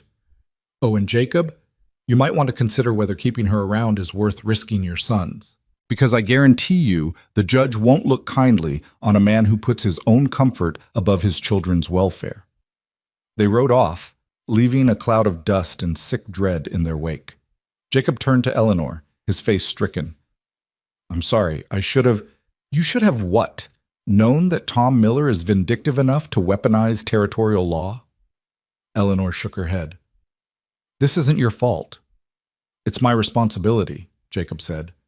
"You're here because of me, and now you're being attacked because of me." Charlie cleared his throat. "Jacob, listen. Tom's been looking for a way to hurt you since you beat him in that land dispute 2 years ago. This ain't about Eleanor. It's about him wanting revenge and seeing an opportunity." "Doesn't matter what it's about," Jacob said heavily. "What matters is the judge will come and he'll investigate, and if he finds any reason to believe the boys are in an improper situation, then we make sure he doesn't find one," Eleanor interrupted. She was thinking fast now, her mind racing through possibilities and consequences. "I'll leave." "What?" Jacob and both boys spoke simultaneously, their voices sharp with panic. "I'll go back to Copper Ridge, find a room at the boarding house," Eleanor continued. "Remove myself from the situation entirely. Then there's nothing for the judge to investigate. No impropriety, no scandal, just a teacher who was temporarily employed and has now left." "No," Miles said, grabbing her hand. "You can't go. You promised you wouldn't leave us." "I promised I wouldn't disappear without warning," Eleanor corrected gently. "This is different. This is me leaving to protect you." "It's exactly the same," Ethan's voice cracked. "Everyone leaves. Everyone dies or goes away, and we're always alone again." Eleanor dropped to her knees in front of the boys, taking both their hands. "Listen to me. If I stay and the judge decides your father is unfit because of me, you could be taken away from him, sent to live with strangers, split up, put in institutions. I won't risk that. I won't be the reason you lose everything." "There has to be another way," Jacob said, his voice raw. "There is," Charlie said quietly. Everyone turned to look at him. He shifted uncomfortably under the attention. "You could marry her." Silence fell like a stone. "What?" Eleanor managed. "Makes sense," Charlie continued, warming to his argument. "You need a mother for the boys. Eleanor needs a home and protection. Get married, make it legal and proper, and Tom's got nothing. The judge can't complain about impropriety if you're man and wife." "That's insane," Eleanor said. "We barely know each other. Marriage it's not something you do to win a legal dispute." "People marry for all kinds of reasons out here," Charlie said pragmatically. "Love's a luxury. Partnership, mutual need, convenience, those are the foundations most marriages are built on in the territories. And from what I've seen, you two work well together. The boys love her, Jacob, and she clearly cares about them. That's more than a lot of couples start with." Jacob was staring at Eleanor with an expression she couldn't read. "It's your choice," he said finally. "I won't force you into anything, but if you're willing, it would solve the problem." Eleanor's mind spun. Marriage. To a man she'd known for less than a month. A man whose dead wife's dresses she wore, whose sons she was growing to love, whose grief still hung over this burned ranch like smoke. But what were her alternatives? Go back to Copper Ridge and watch from a distance as Tom Miller destroyed this family out of spite? Return east to nothing and no one, carrying the guilt of abandoning children who'd already been abandoned too many times? She looked at the boys, Miles and Ethan watching her with desperate hope in their eyes, already bracing for another loss. She looked at Jacob, steady and strong despite everything, offering her a choice that was really no choice at all. She looked at the burned buildings and the salvaged life and the community that had rallied around them, and she made her decision. "All right," Eleanor said. "I'll marry you." The wedding happened 3 days later in the front room of what remained of the Reed house. Charlie Peterson served as witness, along with his wife Martha. The circuit preacher, who happened to be passing through, conducted the ceremony with professional efficiency and no questions about the hasty nature of the union. Eleanor wore a simple dress borrowed from Martha. Her wedding dress was still stuffed in the bottom of the trunk, and she couldn't bring herself to look at it. Jacob wore his cleanest shirt and pants, his hair still damp from washing. The boys stood beside them, solemn and watchful, not quite understanding what was happening, but understanding it was important. The vows were brief, the kiss perfunctory, the ring a simple band Jacob had commissioned from the blacksmith in town. 20 minutes after it started, Eleanor Hayes became Eleanor Reed, and the temporary arrangement she'd agreed to 1 month ago became permanent in the eyes of law and society. The preacher left. Charlie and Martha congratulated them awkwardly and departed. And then it was just the four of them, Eleanor, Jacob, Miles, and Ethan, standing in the ruins of the old life and the uncertain beginning of the new one. "Well," Jacob said after a long silence, "that's done." "Yes," Eleanor agreed. They looked at each other, two strangers who were now legally bound, and Eleanor wondered what she'd just committed herself to. That night, Jacob insisted on sleeping outside by the fire pit while Eleanor took the bedroom. The boys slept in the main room as they had been since the fire. It was all very proper and careful, everyone maintaining appropriate distance despite the marriage certificate that said they were now family. Eleanor lay awake listening to the night sounds and trying to process what she'd done. Married. She was married to Jacob Reed, mother to his sons, mistress of a half-burned ranch in the middle of Montana. It was so far from anything she'd imagined for her life that she couldn't quite believe it was real. The judge arrived the following afternoon. He was a severe-looking man named Judge Harrison, riding a fine horse and accompanied by a clerk who took notes on everything. Tom Miller rode with them, his smile triumphant as he dismounted. "Mr. Reed," Judge Harrison said formally, "I'm here to investigate allegations of impropriety in your household, specifically regarding the presence of an unmarried woman living with you and your minor children." Jacob stepped forward, his face carefully neutral. "The allegations are false, Your Honor. Eleanor is my wife. We were married 3 days ago by Circuit Preacher Morrison. Charlie Peterson and his wife served as witnesses." The judge's eyebrows rose. Tom's smile faltered. "Your wife," Judge Harrison repeated. "Yes, sir. Eleanor Reed, formerly Eleanor Hayes. We married in the presence of witnesses and in accordance with territorial law." Jacob pulled out the marriage certificate. "All legal and proper." The judge examined the certificate carefully, his clerk looking over his shoulder and making notes. Tom's face had gone red with fury. "This is convenient timing," Tom said sharply. "Awfully convenient that Reed suddenly marries this woman right before your investigation." "The timing is irrelevant," Judge Harrison said. "The marriage is legal, which means there's no impropriety to investigate. Mr. Miller, you've wasted my time and the territory's resources on a complaint that has no merit." "But she was living here unmarried for weeks," Tom protested. That's still not illegal," the judge interrupted. "Unusual, perhaps, but not grounds for removing children from their father's custody."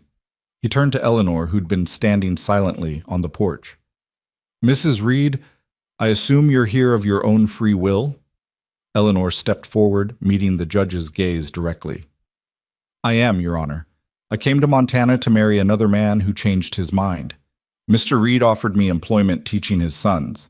Over the course of that employment, we grew to respect each other and decided to marry. It may have been quick by Eastern standards, but as I understand it, such arrangements are common in the territories." "They are, indeed," the judge agreed. He studied Eleanor for a moment longer, then nodded. "You seem a capable woman, Mrs. Reed. Your husband and sons are fortunate to have you." He remounted his horse, his clerk scrambling to follow. Tom remained on the ground, his face twisted with impotent rage. "This isn't over, Reed," Tom said quietly. "Yes, it is," Jacob replied. "You've got no complaint, no grounds, no case. Leave my family alone, Tom, because next time you come at us, I won't be so restrained." Tom spat in the dirt at Jacob's feet, a final gesture of contempt, and swung onto his horse. He rode off without another word, but the look in his eyes promised that Jacob was right. This wasn't over. That night, for the first time since the fire, the boys slept without nightmares. Eleanor sat by their beds, watching them breathe in the peaceful rhythm of true rest, and realized that whatever happened next, she'd made the right choice. She'd chosen to stay, to fight, to become part of this broken family and help them heal, even if it meant binding herself to a man she barely knew and a life she'd never imagined. Jacob found her there an hour later, still keeping vigil. "Thank you," he said quietly, "for today, for all of it. You didn't have to—" "Yes, I did," Eleanor interrupted. "They're my sons now too, legally, officially, and I protect what's mine." Something shifted in Jacob's expression. Surprise, gratitude, something else Eleanor couldn't name. "Eleanor, about the marriage. I want you to know I don't expect, that is, we can keep things as they've been. Separate rooms, separate lives, mostly. This doesn't have to change anything you're not ready to change." Eleanor looked at him, this man who'd saved her from disaster, who'd given her purpose and family and a home despite his own grief. "What do you want it to be, Jacob?" He was quiet for so long she thought he wouldn't answer. Then, "I want to stop feeling like I'm drowning. I want my boys to smile again. I want to rebuild what the fire took and make something better from the ashes." He paused. "And I want to know that when I wake up tomorrow, you'll still be here, that this is real." "It's real," Eleanor said softly. "I'm here, and I'm not going anywhere." She meant it. For better or worse, for richer or poorer, in fire and fear and uncertain futures, she was Eleanor Reed now, and she would stand her ground. The fragile peace lasted exactly 9 days. Eleanor had fallen into the rhythm of being Mrs. Reed with surprising ease. She taught the boys in the mornings, worked alongside Jacob on rebuilding efforts in the afternoons, and fell into bed each night so exhausted she barely had energy to think about the strangeness of her situation. The marriage certificate hung on the wall where the judge had seen it, proof of legitimacy, but the reality of what it meant remained undefined and unspoken between her and Jacob. They were partners in survival, nothing more. At least that's what Eleanor told herself when she caught Jacob watching her with an expression that made her heart skip, or when their hands brushed reaching for the same tool and neither pulled away quite fast enough. The boys, at least, had accepted the change with relief that bordered on joy. They called her Eleanor still, not Mother, but there was a possessiveness in the way they stayed close to her now, a certainty that she belonged to them just as much as they belonged to her. On the 9th night, Eleanor was washing dishes in the makeshift outdoor kitchen when she heard horses approaching fast, too fast, the kind of speed that meant urgency or trouble, and she'd learned to distinguish between the two. Jacob heard it too. He emerged from the barn with his rifle, his face already set in hard lines. "Get the boys inside, now!" Eleanor didn't argue. She wiped her hands and hurried to where Miles and Ethan were playing near the creek. "Come on, boys, inside." "But we're not done," Miles started. "Now," Eleanor said, her tone brooking no argument. Something in her voice made both boys scramble to obey. They'd just reached the porch when the riders appeared, 5 men, heavily armed, their faces shadowed by the twilight. Tom Miller led them, but these weren't the same cowboys who'd accompanied him before. These were harder men, meaner, the kind who hired out their guns and didn't ask too many questions about the work.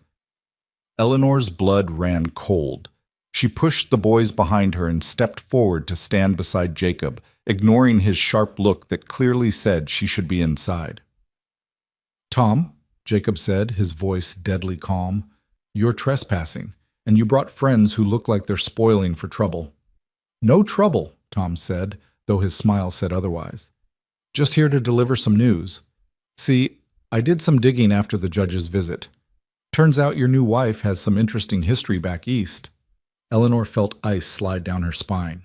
Jacob's grip tightened on his rifle. "What are you talking about?" Jacob asked. Tom pulled a folded paper from his jacket.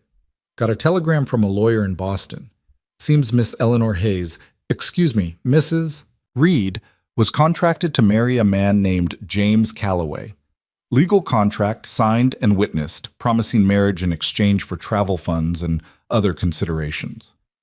That contract was voided when Calloway broke the engagement," Eleanor said, forcing her voice to stay steady. "Was it?" Tom's smile widened. "Because according to this lawyer, Calloway's willing to pursue breach of contract. Says you took his money under false pretenses. Says you owe him restitution, $500, or the original contracted marriage." Jacob's laugh was harsh and humorless. "That's ridiculous. You can't enforce a contract to marry someone who doesn't want to marry you." "Maybe not," Tom agreed. "But you can sue for breach and damages, and Calloway's lawyer is very interested in doing just that. Says he'll file in territorial court, which means Eleanor here will have to appear and defend herself. Could take months, could cost a lot of money you don't have." "What do you want, Tom?" Jacob's voice had gone dangerously quiet. Tom leaned forward in his saddle. "I want you broken, Reed. I want you to lose everything the way I lost that land because of your interference. And I'll use whatever tools I have to make that happen." His gaze shifted to Eleanor. "Including your convenient wife." "You're insane," Eleanor said. "James Calloway doesn't want me. He married someone else. He has no interest in pursuing any contract." "He does now," Tom said. "Once I explained how much trouble you've caused me, how you're the reason my complaint failed. Calloway was very sympathetic, very interested in causing you some hardship in return." Eleanor understood then. This wasn't about the contract or the money. This was Tom finding another angle of attack, another way to hurt Jacob through her. And the terrible thing was, it might work. Even a frivolous lawsuit could tie them up in legal proceedings, cost them money they needed for rebuilding, force Eleanor to travel back east and leave the boys for months. "We'll fight it," Jacob said. "Get a lawyer, Prove the contract was breached by Calloway's actions. You won't win this, Tom. Maybe not, Tom said, but I'll make you bleed for it, and while you're busy fighting in court, well, he gestured to his armed companions. Accidents happen on isolated ranches. Fires start. Cattle wander off. Buildings collapse. It'd be a shame if anything happened to what you've been working so hard to rebuild. It was a threat as clear as day, spoken in front of witnesses who wouldn't testify against Tom even if their lives depended on it. Jacob understood it too. Eleanor could see the calculation in his eyes, weighing options and finding them all lacking. Get off my land, Jacob said quietly. Before I forget I'm a civilized man. We're going, Tom said. But think about what I said. Maybe Eleanor decides to honor her original contract after all. Maybe she goes back to Calloway, gets this mess sorted out nice and legal. Then there's no lawsuit, no trouble, no accidents. Everyone walks away clean. That's not happening, Eleanor said firmly. Tom shrugged. Your choice. But choices have consequences out here, Mrs. Reed. You'd do well to remember that. They rode off into the gathering darkness, leaving behind the smell of gun oil and malice. Jacob stood motionless until the sound of hoofbeats faded completely, then turned to Eleanor. How binding is this contract? He asked. Eleanor's hands were shaking. She clasped them together to hide it. I signed it. Calloway advanced me money for travel and the dress. But he broke the engagement, Jacob. He married someone else. No court would enforce it. Territorial courts are unpredictable, Jacob said. Especially if Tom's got the judge's ear, which he might. His cousin's the sheriff, remember? These things are all connected out here. So what do we do? Jacob was quiet for a long moment, staring at the darkness where Tom had disappeared. Finally, he looked at her. We prepare for a fight, and we make sure the boys are protected no matter what happens. That night, Eleanor couldn't sleep. She lay in her small bedroom, listening to the house settle and thinking about contracts and consequences and the fact that her past had followed her across 2,000 miles to threaten the fragile life she'd built. She must have eventually dozed because she woke to the sound of breaking glass. Eleanor was on her feet instantly, her heart pounding. Another crash, this one from the main room, shouting. Jacob's voice, sharp with alarm. She grabbed the fire poker from her cold stove and ran into the main room to find chaos. The front window had been shattered, and through the broken glass she could see torches moving in the darkness outside. Someone was shooting, not at the house yet, but close enough to send a message. Jacob had the boys on the floor, shielding them with his body while he tried to reach his rifle. Eleanor dropped beside them, the poker gripped tight in her hands. How many? She gasped. Can't tell. At least 4. Jacob's face was grim. They're trying to draw me out. Want me to come outside so they can... A bullet tore through the broken window and embedded itself in the wall 6 inches from Eleanor's head. Down! Jacob shouted, and they all flattened. More shots followed, systematic and deliberate. Not trying to kill anyone inside, but definitely trying to terrorize. Eleanor heard glass breaking in other rooms, heard something heavy hit the roof. They were surrounding the house. The boys, Eleanor said urgently. We need to get them somewhere safe. There's a root cellar, Jacob said, through the kitchen. Eleanor, can you get them there while I hold them off? You can't fight them all alone. I don't have a choice. Jacob's eyes were fierce. They want me to come out. They want a confrontation. But they won't expect me to have backup. Get the boys safe, then get the shotgun from my room. You know how to shoot? I can learn fast. A ghost of a smile crossed Jacob's face despite everything. That's my girl. Go. Now. Eleanor grabbed both boys and ran in a crouch toward the kitchen, praying none of the shooters had circled around to that side yet. She found the cellar door where Jacob said it would be, a trap door set into the floor, leading down into darkness. Down, she told the boys. Quickly now. What about you? Ethan's voice was small and terrified. What about Papa? We're going to be fine, Eleanor lied, but I need you both to hide here and not come out no matter what you hear. Can you do that for me? Miles grabbed her hand. Don't die, he whispered. Please don't die like Mama. Eleanor's heart broke, but she made herself smile. I have no intention of dying. I've got too much work to do. She kissed both their foreheads quickly. Hide. Stay quiet. I'll come for you when it's safe. She lowered them into the cellar and closed the door, shoving a heavy flour sack over it for concealment. Then she ran to Jacob's room and found the shotgun exactly where he'd said it would be, already loaded. Back in the main room, Jacob had returned fire through the broken window. The sound was deafening in the enclosed space. Eleanor dropped beside him, the shotgun heavy in her hands. "They're not rushing the house," Jacob reported. "They want to flush us out or burn us out. And my bet is—" The smell of smoke reached them at the same moment. "Fire," Eleanor breathed. "They're setting another fire." Jacob swore viciously. "They torched something upwind. It'll spread to the house within minutes." He looked at Eleanor, and she saw desperation in his eyes. "We can't stay here. We have to run for it." "With the boys in the cellar?" "We get them and we run for the creek. It's our only chance." They were moving before the words fully registered, racing back to the kitchen. Eleanor threw open the cellar door while Jacob provided cover, firing at shadows and movement in the darkness outside.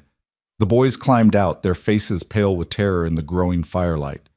Because the house was burning now. Eleanor could see flames climbing the outside wall, could feel the heat building. The rebuilt life they'd fought so hard for was being destroyed again, and this time it was deliberate murder disguised as harassment. "Out the back," Jacob commanded. "Stay low. Stay together. We make for the creek and we don't stop for anything." They ran. The back door opened onto chaos, smoke and firelight and the crack of gunfire. Eleanor held tight to both boys' hands while Jacob led the way, his rifle ready. They made it 10 feet before a figure emerged from the smoke, gun raised. Jacob fired first. The man went down with a scream. Another appeared to their right, and this time Eleanor didn't think, just raised the shotgun and pulled the trigger. The recoil nearly knocked her over, but the man dropped, and they kept running. The creek was 30 yards away. 20. 10. They were going to make it, Eleanor thought desperately. They were actually going to— The bullet took Jacob in the shoulder and spun him around. He went down hard, his rifle flying from his hands. Eleanor screamed and dropped beside him, the boys right behind her. "Keep going," Jacob gasped, his face gray with pain and shock. "Get the boys to safety." "Not without you," Eleanor said fiercely. She looked at Miles and Ethan. "Help me. We're getting your father up." Together, the four of them managed to get Jacob to his feet. He swayed, his left arm hanging useless, but he could move. They stumbled toward the creek while bullets kicked up dirt around them and the house burned like a funeral pyre behind them. They made it to the water just as Eleanor heard horses approaching. But these weren't Tom's men. She recognized Charlie Peterson's voice shouting, recognized the arrival of help finally coming. Eleanor lowered Jacob into the shallow water, the cold helping to shock him back toward consciousness. The boys pressed against his good side while Eleanor tore strips from her nightgown to bind the wound in his shoulder. Charlie appeared with 3 other ranchers, all armed, all grim-faced. "We saw the fire from my place. Came as fast as we could. Tom Miller," Jacob managed. "He brought hired guns, tried to burn us out." "We saw them running when we approached," Charlie said. "Didn't get close enough to identify anyone, but we all know who's responsible." His face was hard. "This has gone too far, Jacob. Way too far." Eleanor looked back at the burning house, her home, the place where she'd become Eleanor Reed, where she'd found family and purpose. All of it going up in flames again because Tom Miller couldn't let go of a grudge. Something inside her hardened into steel. "Where would Tom go?" she asked quietly. "Where would he run to after this?" "Eleanor, no," Jacob said, reading her intent. "You're not going after him." "Someone has to," Eleanor interrupted. "He just tried to murder us, Jacob. All of us, including the boys. And if we don't stop him now, he'll keep coming. He'll keep finding ways to hurt us until there's nothing left." Charlie shifted uncomfortably. "She's not wrong. Tom's crossed a line tonight, but going after him vigilante style will just—" "Will just what?" Eleanor demanded. "His cousin's the sheriff. You think there'll be justice through official channels? No. Tom will claim he was nowhere near here, his hired guns will disappear, and in a month he'll come back to finish what he started." She looked at Jacob. "I won't let that happen. I won't let him take this family from me." Jacob stared at her, something like awe and terror mixing in his expression. "What are you planning?" Eleanor smiled, and it wasn't a kind smile. "I'm going to give Tom Miller exactly what he asked for. I'm going to face the contract dispute head on. but not the way he expects. 3 days later, Eleanor rode into Copper Ridge with Jacob beside her, his arm in a sling but his spine straight, and the boys in the wagon bed behind them. Charlie Peterson and half a dozen other ranchers rode escort, their presence making it clear this wasn't a woman coming to town in fear. They went straight to the telegraph office. Eleanor sent 3 telegrams in rapid succession. The first to James Calloway's lawyer in Boston, written in language so precise and legally sound that the telegraph operator's eyes widened as he transcribed it. The second to a women's rights organization Eleanor had worked with briefly in her teaching days. The third to the territorial governor himself. Then she walked to the saloon where Tom Miller typically spent his afternoons and pushed through the doors like she owned the place. The conversation died instantly. Every head turned. Tom sat at a back table with cards in his hand and a drink at his elbow, and when he saw Eleanor, his smile turned predatory. "Well, well," he said loudly, "if it isn't the widow Reed, come to accept my generous offer?" "I've come to make you one," Eleanor said, her voice carrying to every corner of the room. "You drop this fraudulent contract claim, you leave my family alone, and I don't destroy you." Tom laughed. "You? Destroy me?" "Sweetheart, you barely survived the last few days. Your house is ash. Your husband's wounded. You've got nothing." "I have the truth," Eleanor said calmly, "and I have witnesses. Witnesses who will testify that you hired armed men to attack a family in their home, that you attempted murder, that you've been conducting a campaign of harassment and intimidation for months." "My cousin's the sheriff," Tom reminded her, still grinning. "Your witnesses won't mean much." "They will to the territorial governor," Eleanor said.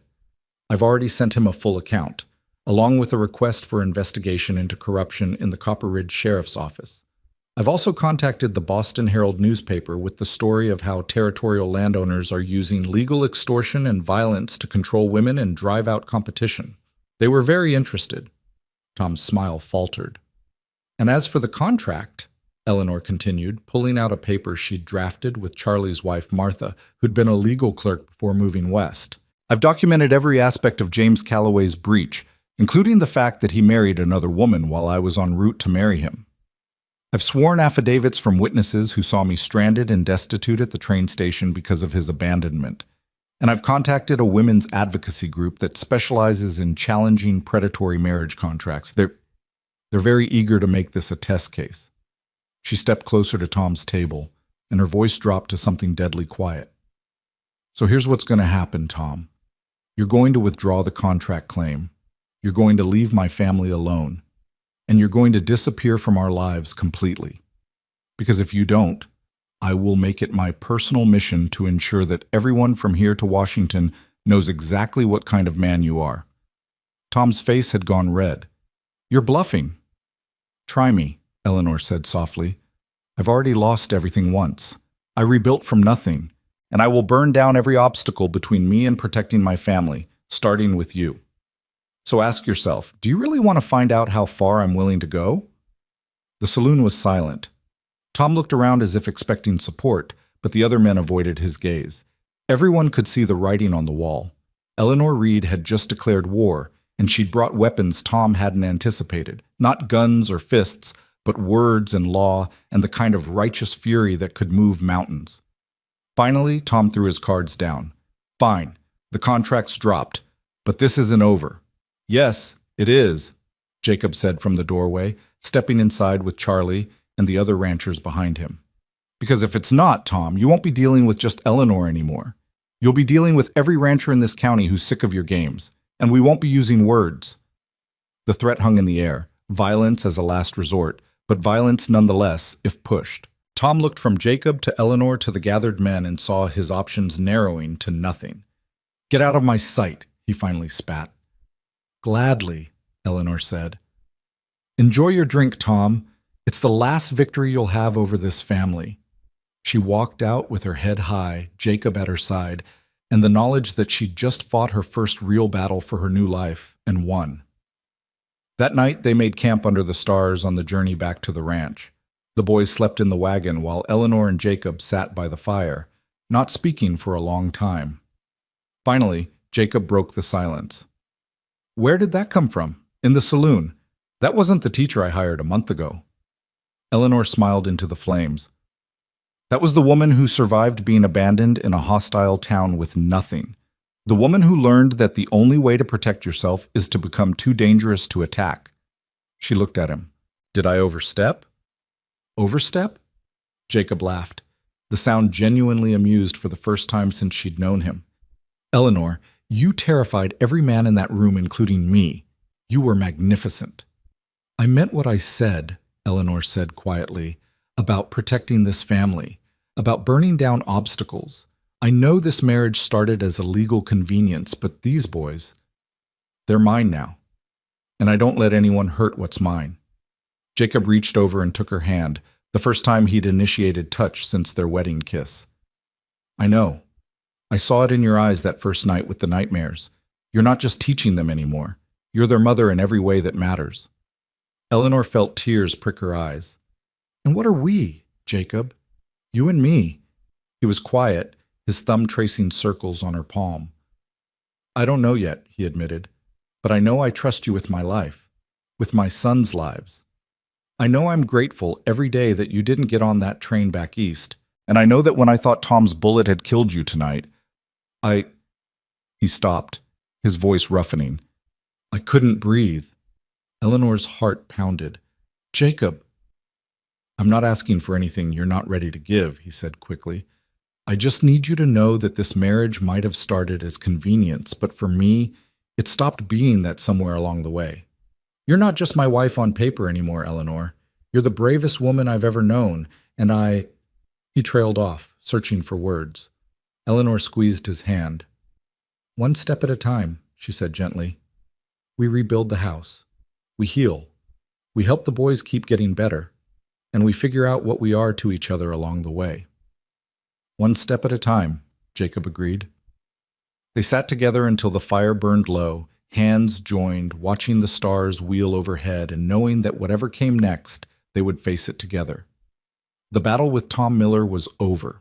But the real work, the work of becoming a family, had only just begun.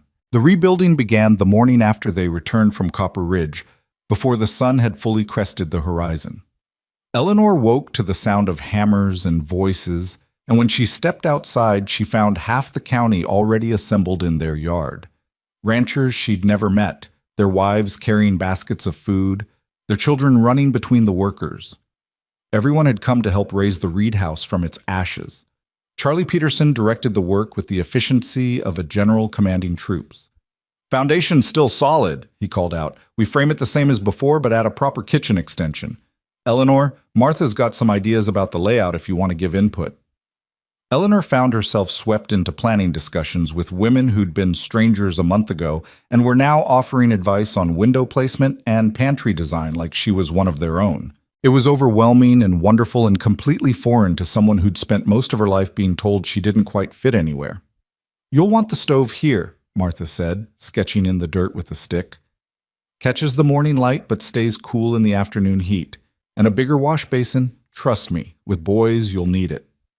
I was thinking, another woman named Sue added, that you might want a separate schoolroom. Word is you're a real teacher, and there's families out here who'd pay to send their children if you're willing to take them on. Eleanor blinked. A school? Here? Why not? Sue gestured at the land around them. Nearest school is 20 miles, and half these kids can't make that journey daily. But if you're teaching the Reed boys anyway, and you've got the training, seems like it'd be good for everyone. The idea took root in Eleanor's mind immediately. A school. Not just teaching Miles and Ethan, but creating something permanent, something that would serve the whole community. It felt right in a way she couldn't quite articulate, like pieces of her old life and new life were finally fitting together into something that made sense. I'd need supplies, Eleanor said slowly. Books, slates, proper desks. We'll figure it out, Martha said firmly. Ranchers can contribute what they can afford. Won't be fancy, but it'll be real education. Better than most of these kids have access to now. Jacob appeared at Eleanor's elbow, his wounded arm still in a sling, but his face less drawn than it had been. You thinking about starting a school? Maybe, Eleanor admitted, if you don't mind the house being overrun with other people's children. Mind? Jacob's expression softened in a way that made Eleanor's heart skip. Eleanor, you've already given my boys back their voices and their hope.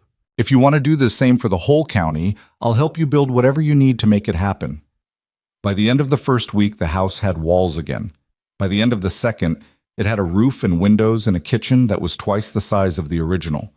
The men worked sunrise to sunset while the women organized meals and kept children occupied, and Eleanor found herself part of a community she hadn't known existed. The boys thrived in the chaos. Miles and Ethan helped where they could, fetching tools and holding boards steady, their faces bright with an enthusiasm Eleanor hadn't seen before. And at night, when the workers went home and the four of them ate dinner together in the partially finished house, the boys talked. Really talked.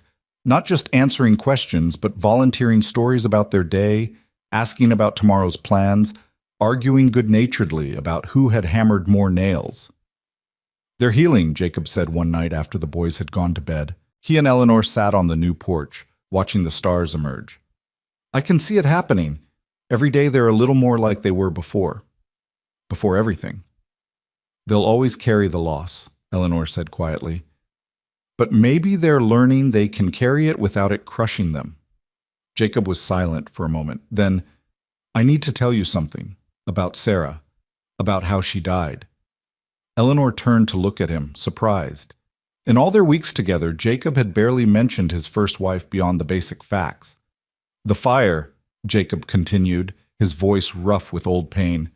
"It started in the kitchen. Middle of winter, we were trying to keep warm and she was cooking supper. The boys were upstairs playing. I was outside dealing with a fence breach. By the time I saw the smoke..." He stopped, swallowed hard. "The kitchen was already gone. Sarah was trying to get upstairs to the boys, but the stairs had caught. I got the boys out through their window, got them to safety. But when I went back for Sarah, the whole structure was coming down." "Jacob," Eleanor breathed, her hand finding his. "She was trapped," he said. "Could see her through the smoke, could hear her calling for me, but the heat was too intense, the building too unstable. I tried 3 times to get to her, and each time the fire drove me back. The boys were screaming for their mother. Neighbors were holding me back, and all I could do was watch her." His voice broke. "Watch her burn." Eleanor wrapped both hands around his, holding tight.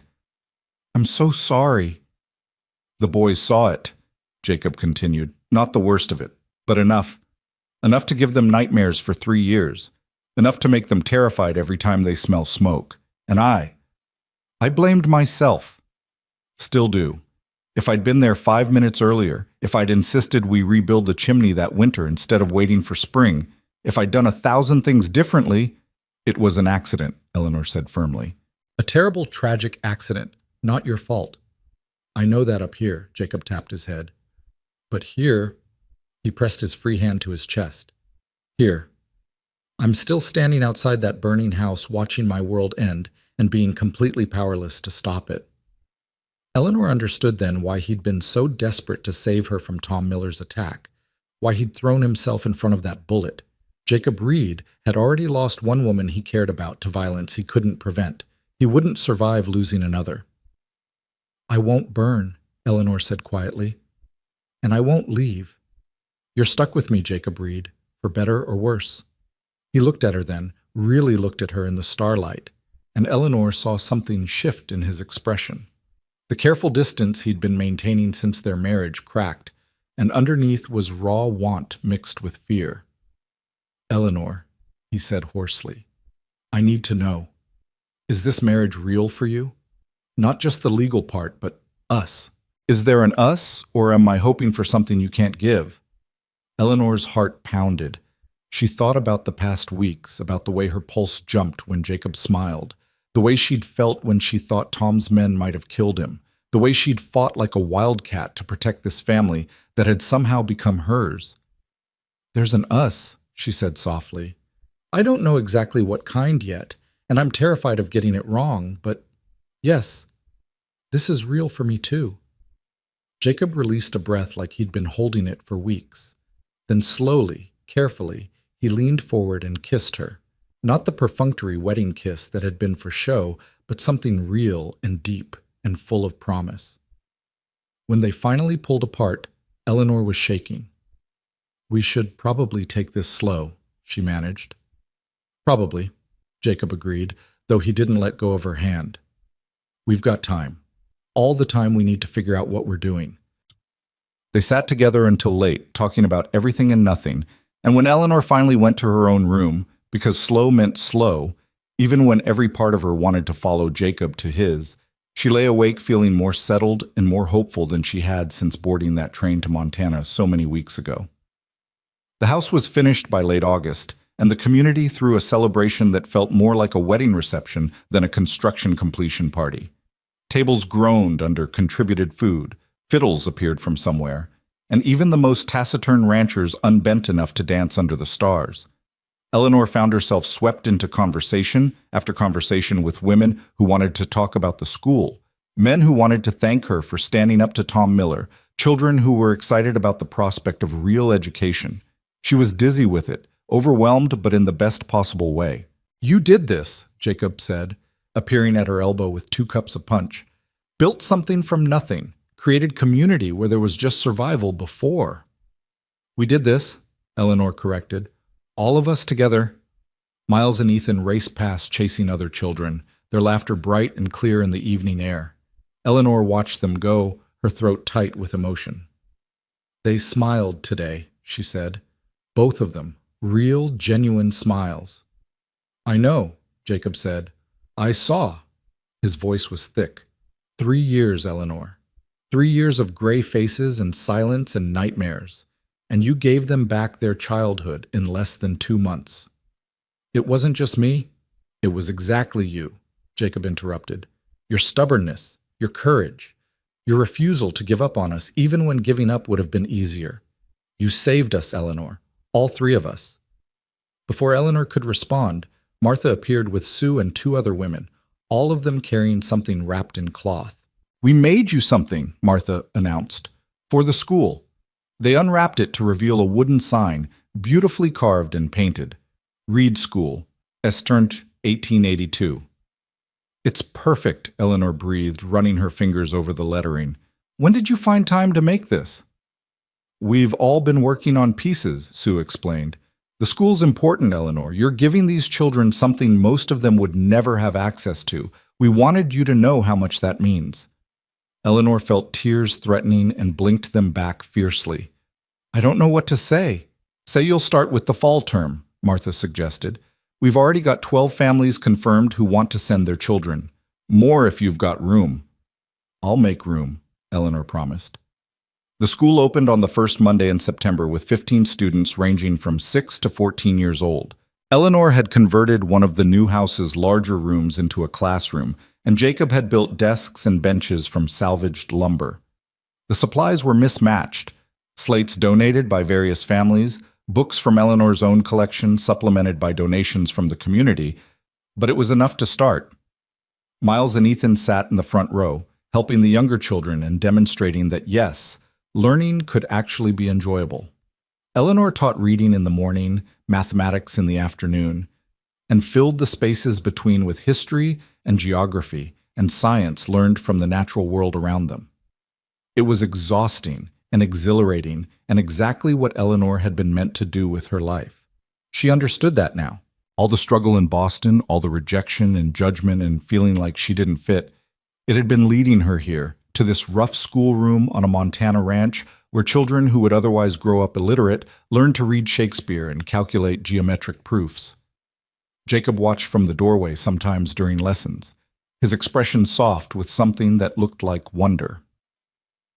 And at night, after the students had gone home and the boys were in bed, he and Eleanor would sit together and talk about the day's successes and challenges, their relationship deepening with every conversation. They still maintained separate rooms. Slow was slow, but the wall between them was growing thinner by the day. October brought the first real test of the school when a late storm rolled through, dumping 6 inches of snow overnight and making the roads nearly impassable. Several families sent word their children couldn't make the journey, but 5 hardy souls showed up anyway, determined not to miss lessons. Eleanor taught those 5 with the same dedication she gave 15, and when the storm worsened and it became clear the children couldn't safely go home, she and Jacob converted the main room into a temporary dormitory. The children bedded down near the fireplace while Eleanor and Jacob took turns keeping watch, making sure the fire didn't die and no one got scared. Around midnight, one of the younger girls, a 6-year-old named Anna, woke crying for her mother. Eleanor soothed her with the same techniques she'd used on Ethan's nightmares, telling stories until the child drifted back to sleep. "You're good at this," Jacob observed quietly from his position by the fire. "Being a mother." "I'm learning," Eleanor said, "mostly from watching you be a father." Jacob smiled. "We make a good team." "We do," Eleanor agreed. They looked at each other across the dim room full of sleeping children, and Eleanor felt something click into place. This was family. Not the family she'd planned when she boarded that train to marry James Calloway, but something richer and stranger and infinitely more real. "I love you," she said, the words emerging before she could think better of them. "I don't know when it happened exactly, but it did." "I love you, Jacob Reed." Jacob went very still.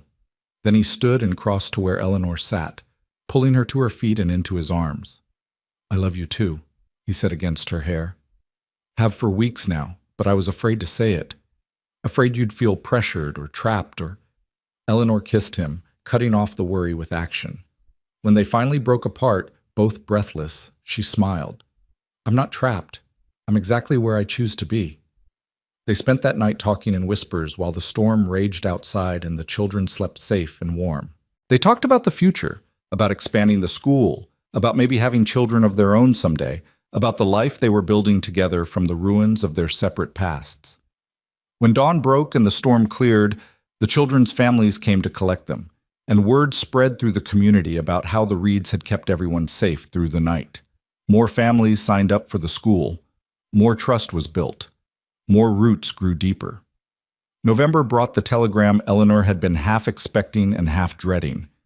James Calloway's lawyer had officially withdrawn the contract claim, citing insufficient grounds for prosecution. Tom Miller had left the territory entirely. Rumor said he'd gone to California to try his luck in the gold fields. The shadow that had hung over Eleanor's marriage lifted completely. "It's really over," she told Jacob that evening. "No more legal threats, no more Tom, no more past chasing me." "Just the future ahead," Jacob said. "Whatever we make of it." That night, Eleanor didn't go to her own room. By unspoken agreement, she followed Jacob to his, and they finally consummated the marriage that had been real in every way but this for months. It was tender and awkward and perfect, two people who'd found each other by accident learning how to fit together on purpose. Afterward, lying in Jacob's arms while he traced lazy patterns on her shoulder, Eleanor felt peace settle over her like a blanket. "No regrets?" Jacob asked quietly.